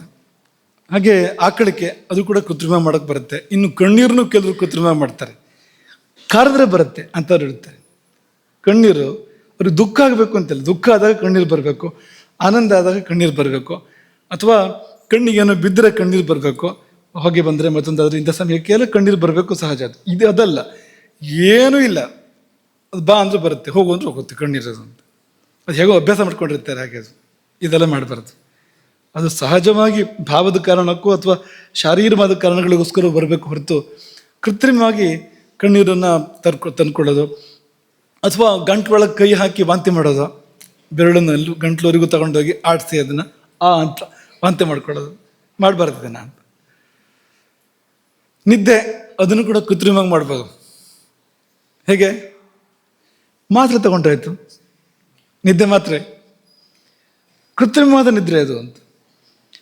ಆ ಕೃತ್ರಿಮವಾದ ನಿದ್ರೆ ಕೃತ್ರಿಮವಾದ ಫಲಗಳನ್ನೇ ಕೊಡಬೇಕು. ಅದು ನಿಜವಾದ ಫಲಗಳನ್ನು ಕೊಡೋಕ್ಕೆ ಸಾಧ್ಯ ಇಲ್ಲ. ಮೂಲ ಹುಡುಕಿ ಅದಕ್ಕೆ ಪರಿಹಾರ ಮಾಡಬೇಕು ಹೊರತು ಯಾಕೆ ನಿದ್ದೆ ಬರ್ತಾ ಇಲ್ಲ ಅನ್ನೋದಕ್ಕೆ ಚಿಕಿತ್ಸೆಗಳಿದೆ, ಅದನ್ನು ಮಾಡಬೇಕು ಹೊರತು ಇದು ಮಾಡೋದಲ್ಲ, ಮಾತ್ರೆ ತಗೊಂಡು ನಿದ್ದೆ ಮಾಡೋದಲ್ಲ. ಅನರ್ಥಗಳಿಗೆ ಕಾರಣ ಆಗ್ಬೋದು ಅದು. ಹಾಗಾಗಿ ಈ ಉದೀರ್ಣ ಇವೆಲ್ಲವನ್ನು ಕೂಡ ಕೃತ್ರಿಮವಾಗಿ ಮಾಡಿದಾಗ ದೋಷಗಳು ಏರ್ಪಡ್ತವೆ ಅಂತ ಒಂದೊಂದಕ್ಕೂ ಪಟ್ಟಿ ಕೊಟ್ಟಿದ್ದಾರೆ. ಯಾವುದನ್ನು ತಡೆದ್ರೆ ಏನೇನು ರೋಗ ಬರ್ಬೋದು, ಯಾವುದನ್ನು ಕೃತ್ರಿಮವಾಗಿ ಮಾಡಿದ್ರೆ ಏನೇನು ರೋಗಗಳು ಬರ್ಬೋದು ಎಲ್ಲ ಹೇಳಿದ್ದಾರೆ. ಎಲ್ಲ ಹೇಳಿದ ಮೇಲೆ ಕೊನೆಯಲ್ಲಿ ಏನು ಹೇಳ್ತಾರೆ ಅಂದರೆ, ವಿಚಿತ್ರವಾಗಿ ಹೇಳ್ತಾರೆ, ಇಷ್ಟೇ ರೋಗಗಳ ಮುಗಿತಾ ಬರೋದು ಅಂತ ಕೇಳಿದರೆ ಸರ್ವೇಪಿ ರೋಗ ಜಾಯಂತೆ ಅಂತ ಹೇಳ್ಬಿಟ್ಟಿದ್ದಾರೆ. ಈ ಶರೀರದ ಕ್ರಿಯೆಗಳಲ್ಲಿ, ಸಹಜ ಕ್ರಿಯೆಗಳಲ್ಲಿ ಹಸ್ತಕ್ಷೇಪ ಮಾಡಿದರೆ ಒಂದೊಂದಕ್ಕೂ ಪಟ್ಟಿ ಕೊಟ್ಟಿದ್ದಾರೆ. ನಿದ್ದೆಯನ್ನು ತಡೆದ್ರೆ ಏನು, ಹಸಿವನ್ನು ತಡೆದ್ರೆ ಏನು, ಅಥವಾ ಆಕಳಿಕೆ ತಡೆದ್ರೆ ಏನು, ಎಲ್ಲಕ್ಕೂ ಒಂದು ಪಟ್ಟಿ ಕೊಟ್ಟಿದ್ದಾರೆ. ಆಮೇಲೆ ಪ್ರಶ್ನೆ ಕೇಳ್ಕೊಂಡವ್ರೆ ಇಷ್ಟೇನಾ ಮುಗಿತಾ ಅಂತ ಕೇಳಿದರೆ ಇಲ್ಲ, ಮುಗಿದಿಲ್ಲ. ರೋಗ ಸರ್ವೇಪಿ ಜಾಯಂತೆ ವೇಗೋದೀರ್ಣ ಧಾರಣೈ. ಈ ವೇಗದ ಉದೀರ್ಣ ಮತ್ತು ಧಾರಣ ಕೃತ್ರಿಮವಾಗಿ ನಾವು ಮಾಡುವಂಥದ್ದು, ಸಹಜವಾಗಿ ಆಗಬೇಕಾಗಿದ್ದನ್ನು ಅಥವಾ ಸಹಜವಾಗಿ ಬರೋದನ್ನು ತಡೆಯೋದು, ಈ ಉದ್ದೀರ್ಣ ಮತ್ತು ಧಾರಣ, ಇದನ್ನು ಮಾಡಿದ್ದೇ ಹೋದಾದರೆ ಇಂಥದ್ದಂತಿಲ್ಲ, ಯಾವ ರೋಗ ಬೇಕಾದರೂ ಬರ್ಬೋದು. ರೋಗ ಅಂತ ಹೆಸರಿಡ್ತಕ್ಕಂಥ ಯಾವುದು ಬೇಕಾದ್ರೂ ಬರ್ಬೋದು ಅಂತ ಕಂಠೋಕ್ತವಾಗಿ ಘೋಷಣೆ ಮಾಡಿದ್ದಾರೆ. ರೋಗ ಸರ್ವೇ ಪೂಜಾಯಂತೆ ವೇಗೋದೀರ್ಣ ಧಾರಣೆ, ಹುಷಾರಾಗಿರಿ. ಶರೀರ ಅನ್ನೋದು ತುಂಬ ಸೂಕ್ಷ್ಮವಾಗಿರ್ತಕ್ಕಂಥ ಒಂದು ಯಂತ್ರ. ಅದು ಏನು ಮಾಡುತ್ತೋ ಸಕಾರಣವಾಗಿ ಮಾಡುತ್ತೆ. ಅದು ಕೈ ಹಾಕಬೇಡಿ, ಅಲ್ಲಿ ಹಸ್ತಕ್ಷೇಪ ಮಾಡಬೇಡಿ, ತನ್ನ ಕೆಲಸವನ್ನು ಮಾಡಲಿಕ್ಕೆ ಬಿಡಿ. ಅದಕ್ಕೆ ಸಹಜವಾಗಿ ಏನಾದ್ರು ಕಿತಾಪತಿ ಮಾಡಿದರೆ ಆಮೇಲೆ ಸೀತಾಪತಿಯು ನಮ್ಮನ್ನು ರಕ್ಷಣೆ ಮಾಡೋಕ್ಕೆ ಸಾಧ್ಯ ಇಲ್ಲ, ಹಾಗಾಗ್ಬೋದು ಅಂತ. ಅವನೇನು ಮಾಡ್ತಾನೆ, ನಾವು ಮಾಡೋ ಅನಾಹುತಗಳನ್ನೆಲ್ಲ ಮಾಡ್ಕೊಂಡ್ಬಿಟ್ರೆ ಅವನೇನು ಮಾಡ್ತಾನೆ, ಆಮೇಲೆ ಕರ್ಮದ ಫಲ ಅನುಭವಿಸ್ಲೇಬೇಕು ಅಂತ. ಹಾಗಾಗಿ ಸರ್ವೇಪಿ ರೋಗ ಜಾಯಂತೆ ನ ಕೇವಲ ಪೂರ್ವೋಕ್ತ ಏವ, ಈ ಪಟ್ಟಿಲಿರೋದು ಮಾತ್ರ ಅಲ್ಲ, ಎಲ್ಲ ರೋಗಗಳು ಕೂಡ ಬರ್ಬೋದು. ಯಾಕೆಂದರೆ ಅದು ಪ್ರಾಣಕೋಪ, ಈ ವಾತಕೋಪ ಏರ್ಪಡುವಂಥದ್ದು. ಅದರಲ್ಲಿ ವಾಯು ಕೋಪ್ಯತೆ ಸ್ವಕರ್ಮಣ ಏವ ವಾಯು ಕೋಪ್ಯತೆ ಸಕುಪಿತಃ ಸರ್ವಾನೇವ ವಿಕಾರಾಂಚನೇತಿ. ಈ ನಮ್ಮೊಳಗಿರ್ತಕ್ಕಂಥ ವಾಯು ಅಥವಾ ವಾತ ಏನಿದೆ ಅದರದ್ದೇ ಕೆಲಸ. ಈ ವೇಗವನ್ನು ತಡೆಯೋದೋ ಬಿಡೋದೋ ನಾವು ಮಾಡ್ತೇವಲ್ಲ, ಕೃತ್ರಿಮವಾಗಿ ಮಾಡೋದೋ ಮಾಡ್ತೇವಲ್ಲ, ಅದು ವಾತದ ಮೂಲಕ ಆಗಬೇಕು. ಅದು ಮಾಡಿದಾಗ ಏನಾಗುತ್ತೆ ಅಂದರೆ ತನ್ನ ಕರ್ಮದಿಂದ ತಾನೇ ಕೋಪಗೊಂಡ ಆ ವಾತ ಏನು ಬೇಕಾದ್ರೂ ವಿಕಾರವನ್ನು ಸೃಷ್ಟಿ ಮಾಡ್ಬೋದು ಅಂತಿಷ್ಟು ಹೇಳಿದ ಮೇಲೆ ಈಗ ಮತ್ತೊಂದು ಪ್ರಶ್ನೆ ಬಂತು. ಇದು ವೇಗರೋಧ ರೋಗ ಜಾಯಂತೆ, ಹಾಗಾದ್ರೆ ಯಾವುದನ್ನು ತಡ್ಕೋಬಾರ್ದಲ್ವಾ, ಎಲ್ಲದನ್ನು ಅದರಷ್ಟಕ್ಕೆ ಆಗೋಕ್ಕೆ ಬಿಡಬೇಕಲ್ವ ನಾವು. ಹಾಗಾದರೆ ಮನಸ್ಸೊಳಗೆ ಕಾಮಕ್ರೋಧಗಳು ಹುಟ್ಟುತ್ತಾ ಇದೆ, ದ್ವೇಷ ಹುಟ್ಟುತ್ತಾ ಇದೆ, ಈರ್ಷ್ಯೆ ಹುಟ್ಟುತ್ತಾ ಇದೆ. ಹುಟ್ಟಲಿ, ತಡೆದ್ರೆ ರೋಗ ಬರ್ಬೋದು, ದೋಷ ಬರ್ಬೋದು ಅನ್ನೋ ಪ್ರಶ್ನೆ ಇದೆಯಲ್ವಾ. ಅದು ವೇಗವೇ ತಾನೆ, ಏನು ಕಡಿಮೆ ವೇಗವಾದು. ಸಿಟ್ಟು ಬಂತು ಅಂದರೆ ಏನು ವೇಗ ಅದು, ಇಲ್ಲೇ ಇರೋ ವೇಗಲೇ ಬಂದ್ಬಿಡುತ್ತೆ ಅಂತ ಸಿಟ್ಟು ಬಂದಾಗ ಅಂತ. ಅಲ್ಲ, ತುಟಿ ಒದರುತ್ತೆ, ಮಾತು ತೊದಲತ್ತೆ, ನಿಧಾನಕ್ಕೆ ಹೇಳೋದನ್ನು ಓಡಿಸಿ ಹೇಳ್ತಾನೆ. ಹೇಳಬೇಕಾದ್ರೆ ವೇಗ ಅಲ್ದ ಮತ್ತೇನೇನಿದು ಅಂದರೆ ಮನೋವೇಗಾಂಶ ಧಾರೆಯೇ. ಈ ಶರೀರದ ಈ ವೇಗಗಳು, ಹೇಳಿದ ವೇಗಗಳನ್ನು ತಡಿಬಾರ್ದು ಅಂತ ಹೇಳಿದಷ್ಟೇ ಹೊರತು, ಆದರೆ ಮನೋವೇಗಗಳನ್ನು ಧಾರೆಯೇ, ತಡೆ ಹಿಡಿಬೇಕು. ಅದನ್ನು ಏನೆಲ್ಲ ಅಂದರೆ ಧಾರೆಯಿತ್ತು ಸದಾ ವೇಗಾನ್ ಹಿತೈಷಿ ಪ್ರೇತ್ಯ ಚೇಹಚ. ಇಲ್ಲೂ ಬದುಕಿರುವಾಗಲೂ ಒಳ್ಳೇದಾಗಬೇಕು, ಸತ್ತ ಮೇಲೂ ಚೆನ್ನಾಗಿರಬೇಕು ನೀನು ಅಂತಾದರೆ ಈ ವೇಗಗಳನ್ನು ನೀನು ತಡೆ ಹಿಡಿಬೇಕು. ಯಾವುದು ಅಂದರೆ ಲೋಭ, ಈರ್ಷ್ಯ, ದ್ವೇಷ, ಮಾತ್ಸರ್ಯ, ರಾಗಾದೀನಾಂ ಜಿತೇಂದ್ರಿಯ. ಈ ಲೋಭ, ಈರ್ಷ್ಯ, ದ್ವೇಷ, ಮಾತ್ಸರ್ಯ, ರಾಗ ಮೊದಲಾದವುಗಳು. ಇಮಾಂಸ್ತು ಧಾರೆಯೇದ್ ವೇಗಾನ್, ಇದನ್ನು ಅವಶ್ಯವಾಗಿ ಈ ವೇಗಗಳನ್ನು ಧಾರಣೆ ಮಾಡು. ಯಾಕೆಂದರೆ ಅಶಸ್ತಾನಾಂ, ಇದು ಒಳ್ಳೆಯದಲ್ಲ, ಇದು ಕೆಟ್ಟದ್ದು ಅಂತ ಪಟ್ಟಿ ಕೊಟ್ಟರು. 3 ಥರದ ಪಟ್ಟಿ ಇದೆ. ಇಂತಿಂಥ ಮನಸ್ಸಿನ ವೇಗಗಳನ್ನು ಧಾರಣೆ ಮಾಡಬೇಕು. ವಾಗ್ವೇಗಗಳು ಅಂತಿದೆ, ಅದನ್ನು ಧಾರಣೆ ಮಾಡಬೇಕು. ಮತ್ತು ಶರೀರದಲ್ಲಿ ಕೂಡ ಕೆಲವು ವೇಗಗಳನ್ನು ಧಾರಣೆ ಮಾಡಲಿಕ್ಕಿದೆ, ಮಾಡುವಂಥದ್ದು. ಈ ಪಟ್ಟಿಲಿರೋದಲ್ಲ, ಬೇರೆ ಅದು. ಹಾಗಾಗಿ ಮನೋವಾಕ್ಕಾಯ ಕರ್ಮಣ, ಮನಸ್ಸು ವಾಕ್ಕು ಕಾಯ ಕರ್ಮದಲ್ಲಿ ಇಂತಿಂಥದ್ದನ್ನು ನಿರೋಧ ಮಾಡಲಿಕ್ಕಿದೆ ಅಂತ. ಏನು ಅಂದರೆ ಲೋಭ ಮೊದಲನೇದು, ವಿಷಯೇ ಅನುಚಿತ ಪ್ರಾರ್ಥನಾ ಅಂತ. ಅಂದರೆ ಆ ಆಸೆ ಸರಿಯಲ್ಲ, ಆ ಅಪೇಕ್ಷೆ ಬೇಕು ಅನ್ನೋದು ಭಾವ ಸರಿಯಲ್ಲ ಅಂಥದ್ದು. ವಸಿಷ್ಠರು ಗೋವನ್ನು ವಿಶ್ವಾಮಿತ್ರ ಬಯಸಿದರೆ ಏನದು, ಅದು ಸಾತ್ವಿಕ ಆಸೆ ಅಲ್ಲ, ಅದು ಸಲ್ಲದ ಆಸೆ ಅದು ಅಂತ. ಶೋಕ, ದೈನ್ಯ, ಶೋಕ ಅಂತಂದರೆ ಏನೋ ಕಳ್ಕೊಂಡಾಗ ಮಾಡಿದಾಗ ಬರುವಂಥದ್ದು ಅದು. ಭಯಂ, ಏನೋ ತೊಂದರೆ ಬರುತ್ತೆ ಅಂತ. ಅಪಕಾರಾನುಸಂಧಾನಜಂ ದೈನ್ಯಂ, ಏನೋ ತೊಂದರೆ ಬರುತ್ತೆ ಅಂತ ಮನಸ್ಸು ಆತಂಕ ಪಡುವಂಥದ್ದು.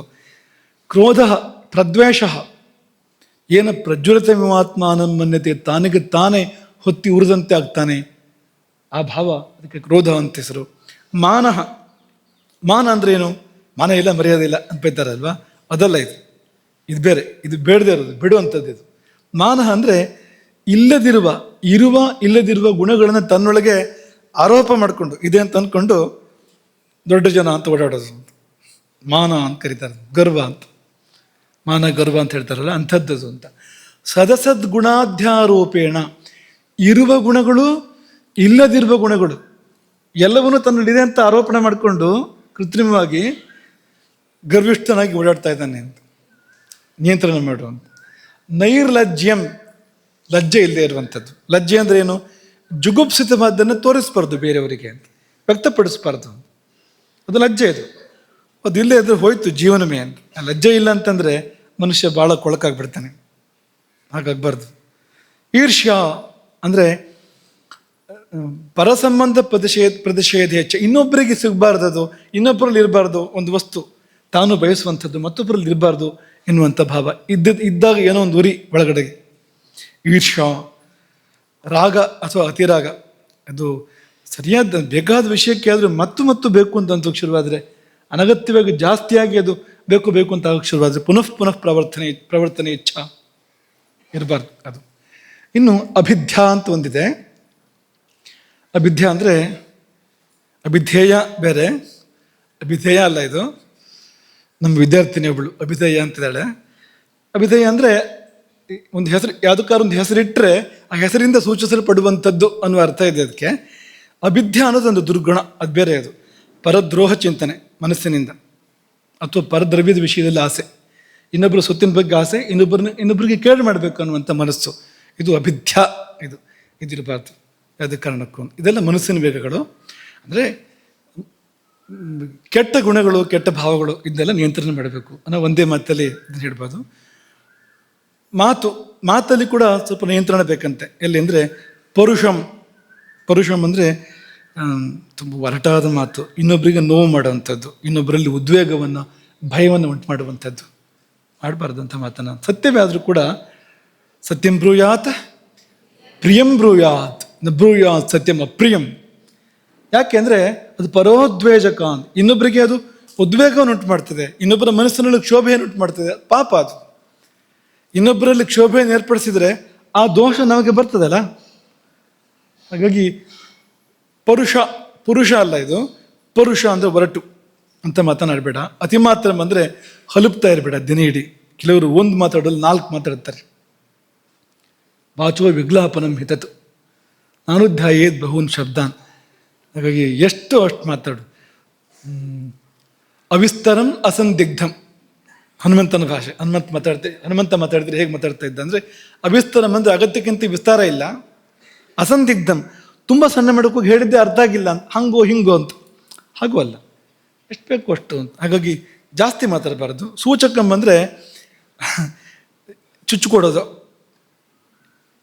ಇನ್ನೊಬ್ಬರಿಗೂ ತೊಂದರೆ ಆಗೋ ಥರದ ಮಾತುಗಳು ನೋಡುವಂಥದ್ದು. ಅದನ್ನು ಹೋಗಿ ಹೇಳಿದರೆ ಚಾಡಿ ಅಂತೆಲ್ಲ ಹೇಳ್ತಾರಲ್ಲ ಅಂಥದ್ದು. ಅಥವಾ ಒಟ್ಟು ಇನ್ನೊಬ್ಬರಿಗೆ ಈ ವಾಗ್ವ್ಯಾಪಾರದಿಂದ ಅದು ಯಾರಿಗೂ ಹೋಗಿ ಉಪದ್ರವಾಗುತ್ತೆ ಕೊನೆಗೆ. ಅದು ಮಾಡಬೇಡ ಅದನ್ನು ಅಂತ. ಪರಾನಿಷ್ಠ ಜನಕ ಆಭಿದಾಯಕಂ, ಇನ್ನೊಬ್ಬರಿಗೆ ತೊಂದರೆ ಮಾಡುವಂಥದ್ದನ್ನು ಹೇಳಿ ಬೇಡ ಅಂತ. ಅನೃತಂ, ಅರ್ಥ ಹೇಳೋದನ್ನು ಬೇಡ ನಮಗೆ. ಸುಳ್ಳು, ಅಪಾರ್ಥಕಂ. ಅಕಾಲಯುಕ್ತಂ ಅಂದರೆ ಇನ್ನೂ ಸಂದರ್ಭ ಬಂದಿಲ್ಲ, ಈಗಲೇ ಮಾತಾಡಬೇಡ ಅದನ್ನು. ಸಂದರ್ಭ ಬರಲಿ ಅದಕ್ಕೆ. ಕೆಲವರಿಗೆ ಅವಸರ, ಈಗಲೇ ಹೇಳ್ಬಿಡ್ಬೇಕು ಅದನ್ನು, ಗೊತ್ತಿದೆ ನಮಗೆ ಅಂತ. ಆ ಗೊತ್ತಿರೋದನ್ನು ತೋರಿಸ್ಕೋಬೇಕು ಅಂತ ಕಾಯಿ.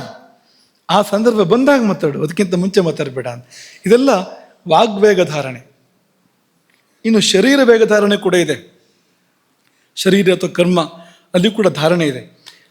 ಇದೆಲ್ಲ ನಾವು ತಡಿಬಾರದು. ಸಿಹಿನೋ, ಆಕಳಿಕೆನೋ, ಹಸಿವೋ, ನಿದ್ದೆನೋ, ಅಥವಾ ಶ್ರಮಶ್ವಾಸ, ಏನು ಅಂದರೆ ಶ್ರಮ ಆದಾಗ ಒಂದು ಉಸಿರು ಬರುತ್ತಲ್ವ, ಏದು ಉಸಿರು, ಶ್ರಮಶ್ವಾಸ, ಇದೆಲ್ಲ ತಡಿಬಾರ್ದು ಅಂತ ಅನ್ನೋದೊಂದಿದೆ. ವಾಂತಿ ಮತ್ತೊಂದು ಇದೆಲ್ಲ ತಡಿಬಾರ್ದು ಅಂತ.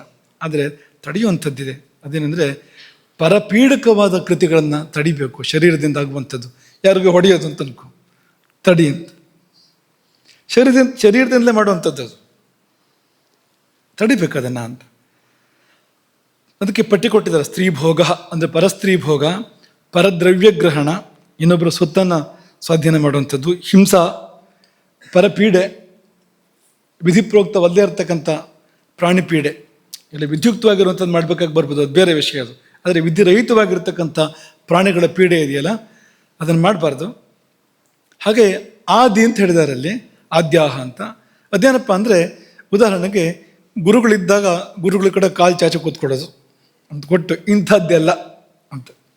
ಶರೀರವನ್ನು ಹೀಗೆಲ್ಲ ಬಳಸಬಾರದು ಅಂತ. ಗುರುವಿಗೆ ಅಗೌರವ ಮಾಡೋ ರೀತಿಯಲ್ಲಿ ಗುರುವಿಗೆ ಕಾಲು ಚಾಚಿ ಕೂತ್ಕೊಳ್ಳೋದಪ್ಪ ಅಂತ ಒಂದು ಉದಾಹರಣೆ ಕೊಟ್ಟು ಮತ್ತೆ ಆದಿ ಅಂತಂದ್ರು. ಈಗ ಇಂಥದ್ದು ಎಷ್ಟೋ ಇದೆ ಅಂತ. ಶರೀರದಿಂದ ಅಧರ್ಮ ಆಗುವಂಥದ್ದು ಅಂಥದ್ದು ಮಾಡಬೇಡ. ಅಲ್ಲಿ ಧಾರಣೆ ಬೇಕು. ನಿಯಂತ್ರಣ ಮಾಡಬೇಕು ಆ ಜಾಗದಲ್ಲಿ ಅಂತ. ಇದನ್ನು ಈ ಪ್ರಕರಣ ಮುಕ್ತಾಯ ಮಾಡುವಾಗ ಗೀತೆಯನ್ನು ಒಮ್ಮೆ ನೆನಪು ಮಾಡಿಕೊಳ್ತೇವೆ. ಯುಕ್ತಾಹಾರ ವಿಹಾರಸ್ಯ ಯುಕ್ತಚೇಷ್ಟಸ್ಯ ಕರ್ಮಸು ಯುಕ್ತ ಸ್ವಪ್ನಾವಬೋಧಸ್ಯ ಯೋಗೋ ಭವತಿ ದುಃಖ. ಯೋಗ ಮಾಡ್ತಾ ಇದ್ದೇನೆ, ಯೋಗ ಸಾಧನೆ ಮಾಡ್ತಾ ಇದ್ದೇನೆ, ನಂಗೆ ಸಿದ್ಧಿ ಆಗಬೇಕು ಅಂತಂದರೆ ಸಿದ್ಧಿ ಯಾವಾಗ ಆಗುತ್ತೆ ಅಂದರೆ, ನೀನು ಯೋಗ ಮಾಡಿದ ಮಾತ್ರಕ್ಕೆ ಆಗೋದಿಲ್ಲ, ಧ್ಯಾನ ಮಾಡಿದ ಮಾತ್ರಕ್ಕೆ, ತಪಸ್ಸು ಮಾಡಿದ ಮಾತ್ರಕ್ಕೆ, ಅನುಷ್ಠಾನ ಮಾಡಿದ ಮಾತ್ರಕ್ಕೆ ಆಗೋದಿಲ್ಲ. ಇದೆಲ್ಲ ಸರಿ ಇರಬೇಕು. ಯಾವುದು? ಆಹಾರ ವಿಹಾರ. ಯುಕ್ತವಾಗಿರುವಂಥ ಆಹಾರ, ಯುಕ್ತವಾಗಿರ್ತಕ್ಕಂಥ ವಿಹಾರ. ಅಂದರೆ ಅಯುಕ್ತವಾದ ಆಹಾರ ಸೇವನೆ ಅಯುಕ್ತವಾಗಿ ಆಗಬಾರ್ದು. ವಿಹಾರ ಅಂದರೆ ಪಾದಕ್ರಮ, ಅಂದರೆ ನಡೆದಾಡೋದು, ಓಡಾಡೋದು, ಅದು ಕೂಡ ಅಂತ. ಅದು ಹೇಗಾಗಬೇಕು, ಎಷ್ಟಾಗಬೇಕು, ಎಲ್ಲಾಗಬೇಕು ಅಷ್ಟೇ ಆಗಬೇಕು. ಹಾಗಾಗಿ ಆಹಾರ ವಿಹಾರಗಳು ಯುಕ್ತವಾಗಿದ್ದಾಗ, ಯುಕ್ತ ಚೇಷ್ಟಸ್ಯ ಕರ್ಮಸು, ನಾವು ಇಡೀ ದಿನದ ಚಟುವಟಿಕೆಯಲ್ಲಿ ಯುಕ್ತವಾಗಿ ಕ್ರಿಯೆಗಳನ್ನು ಮಾಡುವಾಗ, ಯಾವುದನ್ನು ಮಾಡಬೇಕು, ಎಷ್ಟು ಮಾಡಬೇಕು, ಎಲ್ಲಿ ಮಾಡಬೇಕು, ಹೇಗೆ ಮಾಡಬೇಕು, ಆ ಇತಿಮಿತಿಯ ಒಳಗೆ ಧರ್ಮದ ಚೌಕಟ್ಟನ್ನು ಅನುಸರಿಸಿ ನಾವು ಮಾಡಿದಾಗ, ಜೊತೆಯಲ್ಲಿ ಯುಕ್ತ ಸ್ವಪ್ನಾವಬೋಧಸ್ಯ, ನಿದ್ದೆ ಮತ್ತು ಎಚ್ಚರ ಇದು ಕೂಡ ಯುಕ್ತವಾಗಿರಬೇಕು. ಎಷ್ಟು ಮಲಗಬೇಕು ಅಷ್ಟು ಮಲಗಬೇಕು, ಯಾವಾಗ ಹೇಳಬೇಕು ಅವಾಗ ಹೇಳಬೇಕು. ಎಚ್ಚರ ಇರಬೇಕಾದ ಹೊತ್ತಲ್ಲಿ ಎಚ್ಚರ ಇರಬೇಕು, ನಿದ್ರಿಸಬೇಕಾದ ಹೊತ್ತಲ್ಲಿ ನಿದ್ರಿಸಬೇಕು. ಹೇಗಿದ್ದರೆ ಯೋಗೋ ಭವತಿ ದುಃಖ. ನಿನಗೆ ಯೋಗ ಅನ್ನೋದು ಸಿದ್ಧಿ ಆಗಬೇಕು ಅಂತಂದರೆ ಹೀಗಿದ್ರೆ ಮಾತ್ರ. ಜೀವನ ಯೋಗವೂ ಕೂಡ, ನಿಮ್ಮ ಬದುಕು ಚೆನ್ನಾಗಬೇಕು ಅಂದರೂ ಕೂಡ ಇದೆಲ್ಲ ಸರಿ ಇರಬೇಕು ಅಂತ. ಆಹಾರ ಸರಿ ಇರಬೇಕು, ವಿಹಾರ ಸರಿ ಇರಬೇಕು. ಆಹಾರ ಶಾಸ್ತ್ರದಲ್ಲಿ ಹಿಡಿದಂತೆ ತಗೊಳ್ತಾ ಇದ್ದೇನೆ, ಆದರೆ ವಿಹಾರ ಅಂದರೆ ಏನೇನೋ ಮಾಡ್ತಾನೆ ಅಂದರೆ ಅದಾಗೋದಿಲ್ಲ ಅಂತ. ಊಟ ಮಾಡಿ ಓಡ್ತಾ ಇರ್ತಾರೆ ಕೆಲವರು, ಊಟ ಮಾಡಿದ ಕೂಡಲೇ ಅವ್ರ ಹಿಂದೆ ಯಾರು ಓಡ್ತಾ ಇರ್ತಾರೆ? ಅವ್ರು ನಡ್ಸ್ಕೊಂಡು ಮೃತ್ಯು, ಯಮ. ಮೃತ್ಯುರ್ಧಾವತಿ ಧಾವತಃ. ಊಟ ಮಾಡಿದ ಕೂಡಲೇ ಓಡ್ತಾನೆ ಒಬ್ಬ ಅಂದರೆ ಅವನ ಹಿಂದಕ್ಕೆ ಯಮ ಓಡ್ಬರ್ತಾ ಇರ್ತಾನೆ, ತಡಿ ನಾನು ಬರ್ತೇನೆ ಅಂತ, ನನ್ನ ಜೊತೆಗೆ ಹೋಗ್ಬೋದಂತೆ ನಮ್ಮೂರಿಗೆ ಅಂತ ಹಿಂದಿಂದ ಅವನು ಓಡ್ಬರ್ತಾ ಇರ್ತಾನೆ ಅಂತ. ಉದಾಹರಣೆ ಹೇಳಿದ್ದು ಅಂತ. ಓಡಾಡಬೇಕು ಅಂದರೆ ಹೇಗೆ ಓಡಾಡಬೇಕು, ಎಷ್ಟು ಓಡಾಡಬೇಕು, ಅದಕ್ಕೂ ಒಂದು ಲೆಕ್ಕ ಇದೆ ಅಂತ, ಆಹಾರಕ್ಕಿದ್ದಂತೆ. ಹಾಗೆ ಇದೆಲ್ಲ ಯುಕ್ತವಾಗಿರಬೇಕು ಅಂತ ಕೃಷ್ಣ ಎಚ್ಚರ, ನಿದ್ದೆ, ಆಹಾರ, ವಿಹಾರ ಮತ್ತು ಇಡೀ ದಿನದ ಚಟುವಟಿಕೆಗಳು ಎಲ್ಲವನ್ನು ಕೂಡ ಸೂಚನೆ ಕೊಡ್ತಾನೆ. ಇದೆಲ್ಲವೂ ಕೂಡ ಒಂದು ಹದದಲ್ಲಿ, ಮಿತಿಯಲ್ಲಿ ಇದ್ದರೆ ಜೀವನ ಉಜ್ಜೀವನವಾಗಿ ಮಾರ್ಪಡೋದಕ್ಕೆ ಸಾಧ್ಯ ಇದೆ ಎಂಬುದಾಗಿ ಶ್ರೀಕೃಷ್ಣ ಆದೇಶ ಕೊಟ್ಟಿದ್ದಾನೆ. ಹಾಗಾಗಿ ಇದರ ಅರ್ಥ ಏನು ಅಂದರೆ, ಇಡೀ ದಿನಚರ್ಯವನ್ನು ಸರಿಪಡಿಸೋ ಒಂದು ಯುಕ್ತಾಹಾರ ವಿಹಾರ ಶ್ಲೋಕದ ಅರ್ಥ ಏನಂದರೆ, ಇಡೀ ದಿನಚರ್ಯವನ್ನು, ಜೀವನಚರ್ಯವನ್ನು ಸರಿಪಡಿಸ್ಕೋ. ಕೆಲವರು ಅಂದ್ಕೊಂಡಿದ್ದಾರೆ ಏನಂದರೆ, ಒಂದು ಬೆಳಗ್ಗೆ 1 ಗಂಟೆ 2 ಗಂಟೆ ಪೂಜೆ ಮಾಡ್ತೇನೆ ನಾನು, ಆಗ ಮಾತ್ರ ಶುದ್ಧ ಮಡಿಯಾಗಿರ್ತೇನೆ. ಪೂಜೆ ಮಾಡೋ ಹೊತ್ತಲ್ಲಿ ಶುದ್ಧ ಮಡಿಯೋ ಘೋರ ಮಡಿಯೋ ಹೋಗಿ ಪೂಜೆ ಮಾಡ್ತೇನೆ. ಪೂಜೆ ಮುಗಿದ ಮೇಲೆ ನನ್ನ ಮಡಿಗಡಿ ಏನೂ ಇಲ್ಲ, ನಾನು ಎಲ್ಲಿ ಬೇಕಾದ್ರೂ ಹೋಗ್ತೇನೆ, ಏನು ಬೇಕಾದ್ರೂ ಮಾಡ್ತೇನೆ, ತಿಂತೇನೆ, ಎಲ್ಲ ಮಾಡ್ತೇನೆ. ಆದರೆ ಆ ಪೂಜೆ ಆಗೋಷ್ಟು ಹೊತ್ತಲ್ಲಿ ಶುದ್ಧ ಮಡಿ ಅಂದರೆ ಏನಿಲ್ಲ. ಉಳಿದ ಹೊತ್ತಲ್ಲಿ ಏನು ಮಾಡ್ತೀಯೋ ಅದು ಅಲ್ಲೂ ಬಂದೇ ಬರುತ್ತೆ. ಅದು ಈಗ ನೀನು ಏನೇನೋ ತಿಂದರೆ ಬೇರೆ ಹೊತ್ತಲ್ಲೇ, ಈ ಪೂಜೆ ಮಾಡೋ ಹೊತ್ತಲ್ಲಿ ಹೊರಗೆ ಹೋಗಿರುತ್ತೆ. ಅದು ಆಹಾರ ಒಳಗೆ ಇರುತ್ತೆ ತಾನೆ, ಒಳಗೆ ಇರುತ್ತೆ ನೋಡಿ ಆಹಾರ ಅಂತ. ಆಯಿತು, ಈಗ ಒಳಗಿದೆ ಅಂದರೆ ಅವನ ದೇಹ ಶುದ್ಧಿಯ ನಂತರನೇ ಪೂಜೆ ಮಾಡ್ತಾ ಇರ್ಬೋದು. ಆದರೆ ಆ ಆಹಾರದಲ್ಲಿ ಎಷ್ಟೋ ಭಾಗ ನಮ್ಮದೇ ರಸರಕ್ತ ಮಾಂಸ ಆಗಿರುತ್ತಲ್ವ, ಹೇಗೆ ಶುದ್ಧ ಆಗುತ್ತೆ? ಅದು ಶುದ್ಧ ಆಗೋದೇ ಇಲ್ಲ ಅಂತ ಅದು. ಹಾಗಾಗಿ ಈ ಒಂದು ದಿನಕ್ಕೊಂದು ಗಂಟೆ ನೀವು ಅದು ಅನುಷ್ಠಾನ ಮಾಡ್ತೀರಿ ಅಂತಾದರೆ 23 ಗಂಟೆ ಅದಕ್ಕೆ ತಕ್ಕಂತೆ ಇರಬೇಕಾಗ್ತದೆ. ಉಳಿದ 23 ಗಂಟೆ ಅನುಷ್ಠಾನ ಮಾಡಬೇಕಾಗಿಲ್ಲ. 1 ಗಂಟೆ ಅನುಷ್ಠಾನ ಮಾಡಿದ್ರು ಕೂಡ ಮುಕ್ತಿ ಹೊಂದ್ಬೋದು. ಆದರೆ 23 ಗಂಟೆ ಅದಕ್ಕೆ ತಕ್ಕಂತೆ ಇದ್ದರೆ ಉಪಯೋಗ ಆಗುತ್ತೆ, ಇಲ್ಲದೇ ಇದ್ದರೆ ಉಪಯೋಗ ಆಗೋದಿಲ್ಲ. ಔಷಧ ಕೊಟ್ಟಾಗ ಪಥ್ಯ ಅಂತ ಹೇಳೋದಿಲ್ವಾ, ಹಾಗೆ ಅದು ಅಂತ. ಒಂದು ನೀವು ಅನುಷ್ಠಾನ ಮಾಡ್ತೀರಿ, ಸಾಧನೆ ಮಾಡ್ತೀರಿ ಅಂದರೆ ಪಥ್ಯ ಇದೆ ಪಕ್ಕದಲ್ಲಿ ಅಂತ, ಹೀಗಿರಬೇಕು ದಿನ ಇಡೀ ಅಂತ. ಹಾಗಿಲ್ಲದೆ ಇದ್ದರೆ ಅದು ಫಲಿಸೋದಿಲ್ಲ. ಹಾಗಾಗಿ ಎಷ್ಟೋ ಸರ್ತಿ ರೋಗಗಳು ಬರ್ತವೆ, ಯಾವ್ಯಾವುದೋ ರೋಗಗಳು ಬರ್ತವೆ, ಹೆಸರು ಹೇಳ್ದಿರೋ ರೋಗಗಳೆಲ್ಲ ಬರ್ತವೆ. ಏನು ಅಂಥದ್ದು ಮಾಡೇ ಇಲ್ವಲ್ಲ ನಾನು ಅಂತಂದರೆ ಹೀಗೆಲ್ಲ ಬಂದಿರ್ಬೋದು. ಅದು ನೀವು ಏನೇನೋ ಶರೀರದ ಕ್ರಿಯೆಗಳಲ್ಲಿ ಹಸ್ತಕ್ಷೇಪ ಮಾಡಿರ್ಬೋದು, ನೀವು ಯಾವ್ಯಾವುದನ್ನು ತಡೆ ಹಿಡಿದಿರ್ಬೋದು, ಯಾವ್ಯಾವುದನ್ನು ಕೃತ್ರಿಮವಾಗಿ ಸೃಷ್ಟಿ ಮಾಡಿರ್ಬೋದು, ವೇಗೋದೀರ್ಣ ಧಾರಣಗಳನ್ನು ಮಾಡಿರ್ಬೋದು. ನಮ್ಗೆ ಗೊತ್ತಿರ್ತದೆ, ಅದು ಗೊತ್ತಿರೋದೇ ಇಲ್ಲ ಅಂತ. ಅದರ ಫಲವಾಗಿ ಎಷ್ಟೆಷ್ಟು ರೋಗಗಳು ಬರ್ಬೋದು. ಪೂಜೆಗಳು ಎಷ್ಟೋ ಬಾರಿ ನಮ್ಮ ಚಿಕ್ಕ ವಯಸ್ಸಲ್ಲಿ ಕೆಲವರು ವೈದಿಕರು ಹೇಳ್ತಾ ಇದ್ದಿದ್ದು ನೆನಪು ನಮಗೆ. ನಾನು 5-6 ಗಂಟೆ ಎಲ್ಲ ಕಟ್ಟಿ ನಾನು ಪಾರಾಯಣ ಅನುಷ್ಠಾನ ಎಲ್ಲ ಮಾಡ್ತೇನೆ ಅಂತ. ಅಂದರೆ ಮಲಮೂತ್ರಗಳನ್ನು ಕಟ್ಟಿ ನಾನು 6 ತಾಸು ಪಾರಾಯಣ ಅನುಷ್ಠಾನ ಪೂಜೆ ಮಾಡ್ತೇನೆ. ದೋಷ ಬರೋದಷ್ಟೇ, ಬೇರೆ ಏನೂ ಅಲ್ಲ. ಯಾಕೆಂದರೆ ನೋಪರುದ್ಧ ಕ್ರಿಯಾಂಚರೇತ್, ಮಲಮೂತ್ರಗಳ ಉಪರೋಧ ಇರುವಾಗ, ಆ ವೇಗ ಇರುವಾಗ ನ ಕ್ರಿಯಾಂಚರೇತ್, ಯಾವ ಕರ್ಮವನ್ನು ಕೂಡ ಮಾಡಬಾರ್ದು. ಯಾಕೆಂದರೆ ಮೈಲಿಗೆ ಅವನು ಮಡಿಯಲ್ಲ. ಊಟ ಕೂಡ ಮಾಡಬಾರ್ದು. ಈ ವೇಗಗಳಿದ್ದಾಗ ಊಟ ಮಾಡುವಂತಿಲ್ಲ, ನಿಷೇಧ ಇದೆ ಅಂತ. ಯಾವುದೇ ನಿಮ್ಗೆ ಒಳ್ಳೇದಾಗುವಂಥದ್ದನ್ನ ಆ ಸಮಯಕ್ಕೆ ಬೇರೆ ಕರ್ತವ್ಯವೇ ಇಲ್ಲ. ಈ ಮಲಮೂತ್ರಗಳ ವೇಗ ಇದೆ ಅಂದರೆ ಆ ಸಮಯಕ್ಕೆ ಒಂದೇ ಕರ್ತವ್ಯ, ಬೇರೆ ಕರ್ತವ್ಯ ಇಲ್ಲ. ಯಾಕೆಂದರೆ ಪ್ರಾಣಶಕ್ತಿಗಳನ್ನು ಕಟ್ಟಿ ಕೆಳಗೆ ಎಳಿತಾ ಇರ್ತದೆ ಅದು. ಆ ಸಮಯದಲ್ಲಿ ಅಧೋಮುಖವಾಗಿ ಎಳಿತಾ ಇರ್ತದೆ ಅದು. ಅದಕ್ಕೆ ಆ ಕಾರ್ಯಗಳಾಗದಿದ್ದರೆ ಪ್ರಾಣವನ್ನು ಮೇಲಕ್ಕೆ ಬಿಟ್ಕೊಡೋದಿಲ್ಲ ಅದು. ಹಾಗಾಗಿ ಯಾರಾದರೂ ಅಂಥದ್ದೆಲ್ಲ ಮಾಡಿದರೆ, ನಾನು ಅಷ್ಟು ಹೊತ್ತು ಎಲ್ಲ ಕಟ್ಟಿ ಮಾಡ್ತೇನೆ ಅಥವಾ ಹಸಿವು ಬಾಯಾರಿಕೆ ಕಟ್ಟಿ ಮಾಡ್ತೇನೆ ಅಂದರೆ ಉಪಯೋಗ ಏನೂ ಇಲ್ಲ. ಹಸಿವಾಗಬಾರ್ದು ನಿಮಗೆ. ನೀವು ಪೂಜೆ ಮಾಡುವಾಗ ಹಸಿವಾಗಬಾರ್ದು, ನಿಮಗೆ ಬಾಯಾರಿಕೆ ಆಗಬಾರ್ದು. ಅದು ಸರಿ, ಆಗ್ತಾ ಇದೆ ಆದರೆ ಎದ್ದೋಗಿಲ್ಲ, ಆಗ್ತಾ ಇದೆ ಎದ್ದೋಗಿಲ್ಲ ಅಂದರೆ ಅದ್ರ ಒಳಗಡೆ ಏರ್ಪೇರ್ ಆಗ್ತಾ ಇದೆ. ಅದೇ ಮಲಮೂತ್ರಗಳ ವಿಷಯಕ್ಕಾದರೆ ದೋಷವೇ ಬರ್ತಾ ಇದೆ ನೇರವಾಗಿ. ಪಾರಾಯಣಕ್ಕೂ ದೋಷ, ಅದು ಪೂಜೆಗೂ ದೋಷ. ಯಾಕೆಂದರೆ ಒಳಗೆ ಕಲ್ಮಶ ಇದೆ, ಅದು ಹೊರಗೆ ಹೋಗೋ ಪ್ರಯತ್ನ ಮಾಡ್ತಾ ಇದೆ. ಹಾಗೆ ಇಡೀ ಶರೀರದ ಮೇಲೂ ಅದರ ಪರಿಣಾಮಗಳಿದೆ, ಮನಸ್ಸಿನ ಮೇಲೆ ಕೂಡ ಅದರ ಪರಿಣಾಮಗಳಿದೆ. ಆ ಸಮಯದಲ್ಲಿ ಯಾವ ಒಳ್ಳೆಯ ಕಾರ್ಯವನ್ನು ಕೂಡ ಮಾಡಕೂಡ್ದು.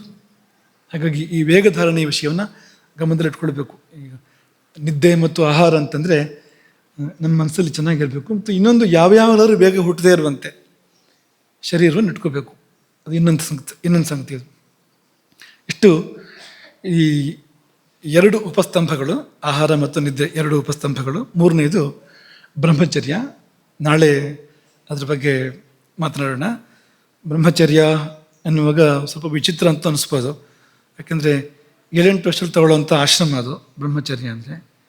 ಮದುವೆ ಆದಾಗ ಮುಗ್ದೋಗುತ್ತೆ ಅದು. ಆಮೇಲೆ ಮುಂದಿನ ಒಂದು ಕಥೆ ಏನು? ಈ ಗೃಹಸ್ಥ ಆದರೆ ಅವನಿಗೆ 2 ಉಪಸ್ತಂಭವ ಅಂತ, ಆಹಾರ ಮತ್ತು ನಿದ್ರೆ. 3ನೇದು ಏನು ಕತೆ ಅವನು ಪಾಪ ಬ್ರಹ್ಮಚರ್ಯ ಇವತ್ತು ಅವನು ಪೂರ್ಣ ಮಾಡಿ, ಅವನು ಸಮಾವರ್ತನ ಮಾಡಿ ಗುರುಕುಲದಿಂದ ಹಿಂದಿರುಗಿ ಮನೆಗೆ ಬಂದು ಮದುವೆ ಆಗ್ತಾನಲ್ಲ, ಗೃಹಸ್ಥಾಶ್ರಮ ಸ್ವೀಕಾರ ಮಾಡ್ತಾನೆ. ಮತ್ತು ಹೇಗೆ ಅವನು ಬ್ರಹ್ಮಚರ್ಯ ಮಾಡೋದಂದ್ರೆ ಹೇಗೆ ಅವನು ಅಲ್ವಾ? ಆಯಿತು, ಹೆಣ್ಮಕ್ಳ ಕಥೆ ಏನು ಪಾಪ? ಅವರೇನು ಮಾಡ್ತಾರೆ? ಹೀಗೆಲ್ಲ ಪ್ರಶ್ನೆಗಳು ಹುಟ್ಟಬಹುದು. ಯಾವ ಬ್ರಹ್ಮಚರ್ಯವನ್ನು ಹೇಳಿದೆ? ಬ್ರಹ್ಮಚರ್ಯ ಅಂದರೆ ಏನು ನಿಜವಾಗಿಯೂ? ಅದಕ್ಕೂ ದೇಹಧಾರಣೆಗೂ ಏನು ಸಂಬಂಧ?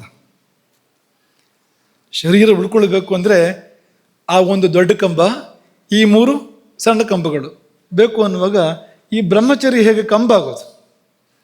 ಶರೀರವನ್ನು ಹೇಗೆ ಉಳಿಸುತ್ತೆ ಅದು? ಆಯುಸ್ಸನ್ನು ಹೇಗೆ ಜಾಸ್ತಿ ಮಾಡುತ್ತೆ? ಅಥವಾ ಆಯುಸ್ಸನ್ನು ಇರುವಷ್ಟು ಆಯುಸ್ಸಾರು ಬದುಕಬೇಕಲ್ಲ, ಅದಕ್ಕೆ ಹೇಗೆ ಬ್ರಹ್ಮಚರ್ಯ ಸಾಧಕ ಆಗುತ್ತೆ ಅನ್ನೋದನ್ನು ನಾಳೆ ಸ್ವಲ್ಪ ದೂರ ಗಮನಿಸಿ ಅಲ್ಲಿಂದ ಊಟಕ್ಕೆ ಹೋಗೋಣ. ಈಗಲೂ ಅದೇ ಊಟಕ್ಕೆ ಹೋಗೋಣ ಅಂತ. ನಾಳೆ ಆ ಸಂದರ್ಭ ಆದಮೇಲೆ ಆಹಾರ ಎಂಬ ವಿಷಯಕ್ಕೆ, ಅನ್ನಂ ಬ್ರಹ್ಮ ಅನ್ನೋದರಲ್ಲಿ ಆ ಊಟದ ವಿಷಯಕ್ಕೆ, ಆಹಾರದ ವಿಷಯಕ್ಕೆ ಮುಂದಕ್ಕೆ ಹೋಗೋಣ. ಅದಕ್ಕೆ ಪೀಠಿಕೆಯಾಗಿ ಅದಕ್ಕೆ ಪೂರ್ವದಲ್ಲಿ ಬ್ರಹ್ಮಚರ್ಯದ ಬಗ್ಗೆ ಕೆಲವಾರು ಮಾತುಗಳನ್ನು, ಯಾವುದು ಬ್ರಹ್ಮಚರ್ಯ, ಇಲ್ಲಿ ಯಾವುದು ಬ್ರಹ್ಮಚರ್ಯ, ಇವರು ಹೇಳ್ತಾ ಇರೋ ಬ್ರಹ್ಮಚರ್ಯ ಯಾವುದು, ಅದು ಹೇಗೆ ಜೀವನದಲ್ಲಿ ಸಾಧಕ ಆಗಿ ಬರುತ್ತೆ, ಇಲ್ಲದ್ರೆ ಏನಾಗುತ್ತೆ ಅನ್ನೋದನ್ನು ಯಥಾಸಾಧ್ಯ ಸಂಕ್ಷೇಪವಾಗಿ, ಅದನ್ನು ಮತ್ತೆ 3-4 ದಿವಸ ಎಲ್ಲ ಮಾಡೋದಿಲ್ಲ, ಒಂದು ಸ್ವಲ್ಪ ದೂರ ಅದನ್ನು ನೋಡಿ ಆಮೇಲೆ ಮತ್ತೆ ಊಟಕ್ಕೆ ಮುಂದುವರಿಸೋಣ. ಹರೇ ರಾಮ. ಗೋಕರ್ಣ ಮಂಡಲಾಧೀಶ್ವರ ಶ್ರೀಮದ್ ಜಗದ್ಗುರು ಶಂಕರಾಚಾರ್ಯ ಶ್ರೀಮದ್ ರಾಘವೇಶ್ವರ ಭಾರತೀ ಸ್ವಾಮಿ ಮಹಾರಾಜ್ ಕಿ